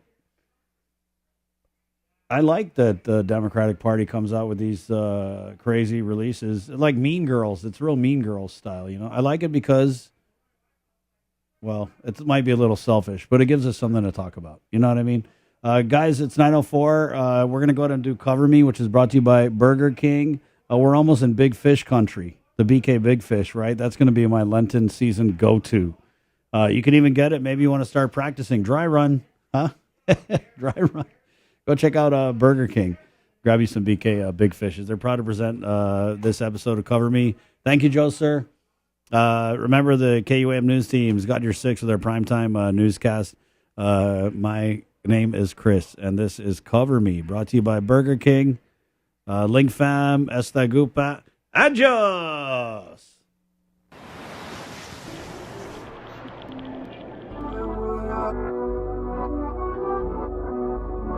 Yeah, back in my never did you think I could sound like this. Hella smoke and a drink when I flow like this. You don't know who I be when I'm on my shit. I am upgrading. Sounds amazing, got me so wavy, or maybe I'm lazy, cause all of this work got your boy going crazy, but I won't let any of it faze me. I'm on my way to the top, yeah, she likes it when she on top, yeah, they tell me to go, I don't stop, yeah, so what if my doesn't pop, yeah, I be going off like a kill streak, all you ever wanna do is critique, when I see you on stage, shit is so weak, y'all like to run your mouth, don't speak. Although news have a short fuse, don't know how much I can take, don't know how much I can fake. All the news have a short fuse, don't know how much I can take, don't know how much I can fake. Yeah, I'm with you, although news, I'm with you, although news, I'm with you, although news, I'm with you, yeah. Took a breath of the wild, don't know where I'm going. On my last hardship, pass me a potion. Wanna venture off, but all I see is ocean. Long bottle lean, got your boy floating. I don't know why y'all are tripping. Last project was lit, this is different. Sleep now, you won't know what you're missing. Gotta get this out of my system. Finna take the squad up to the moon, but for now, just chill in my room. Cause all of you like to assume I will not let the demons consume me. Fuck that old this is a new season. Say you rap, but it has no meaning. I stay indoors while the outside creeping. I just wanna make my sound decent. Although news have a short fuse, don't know how much I can take, don't know how much I can fake. Although news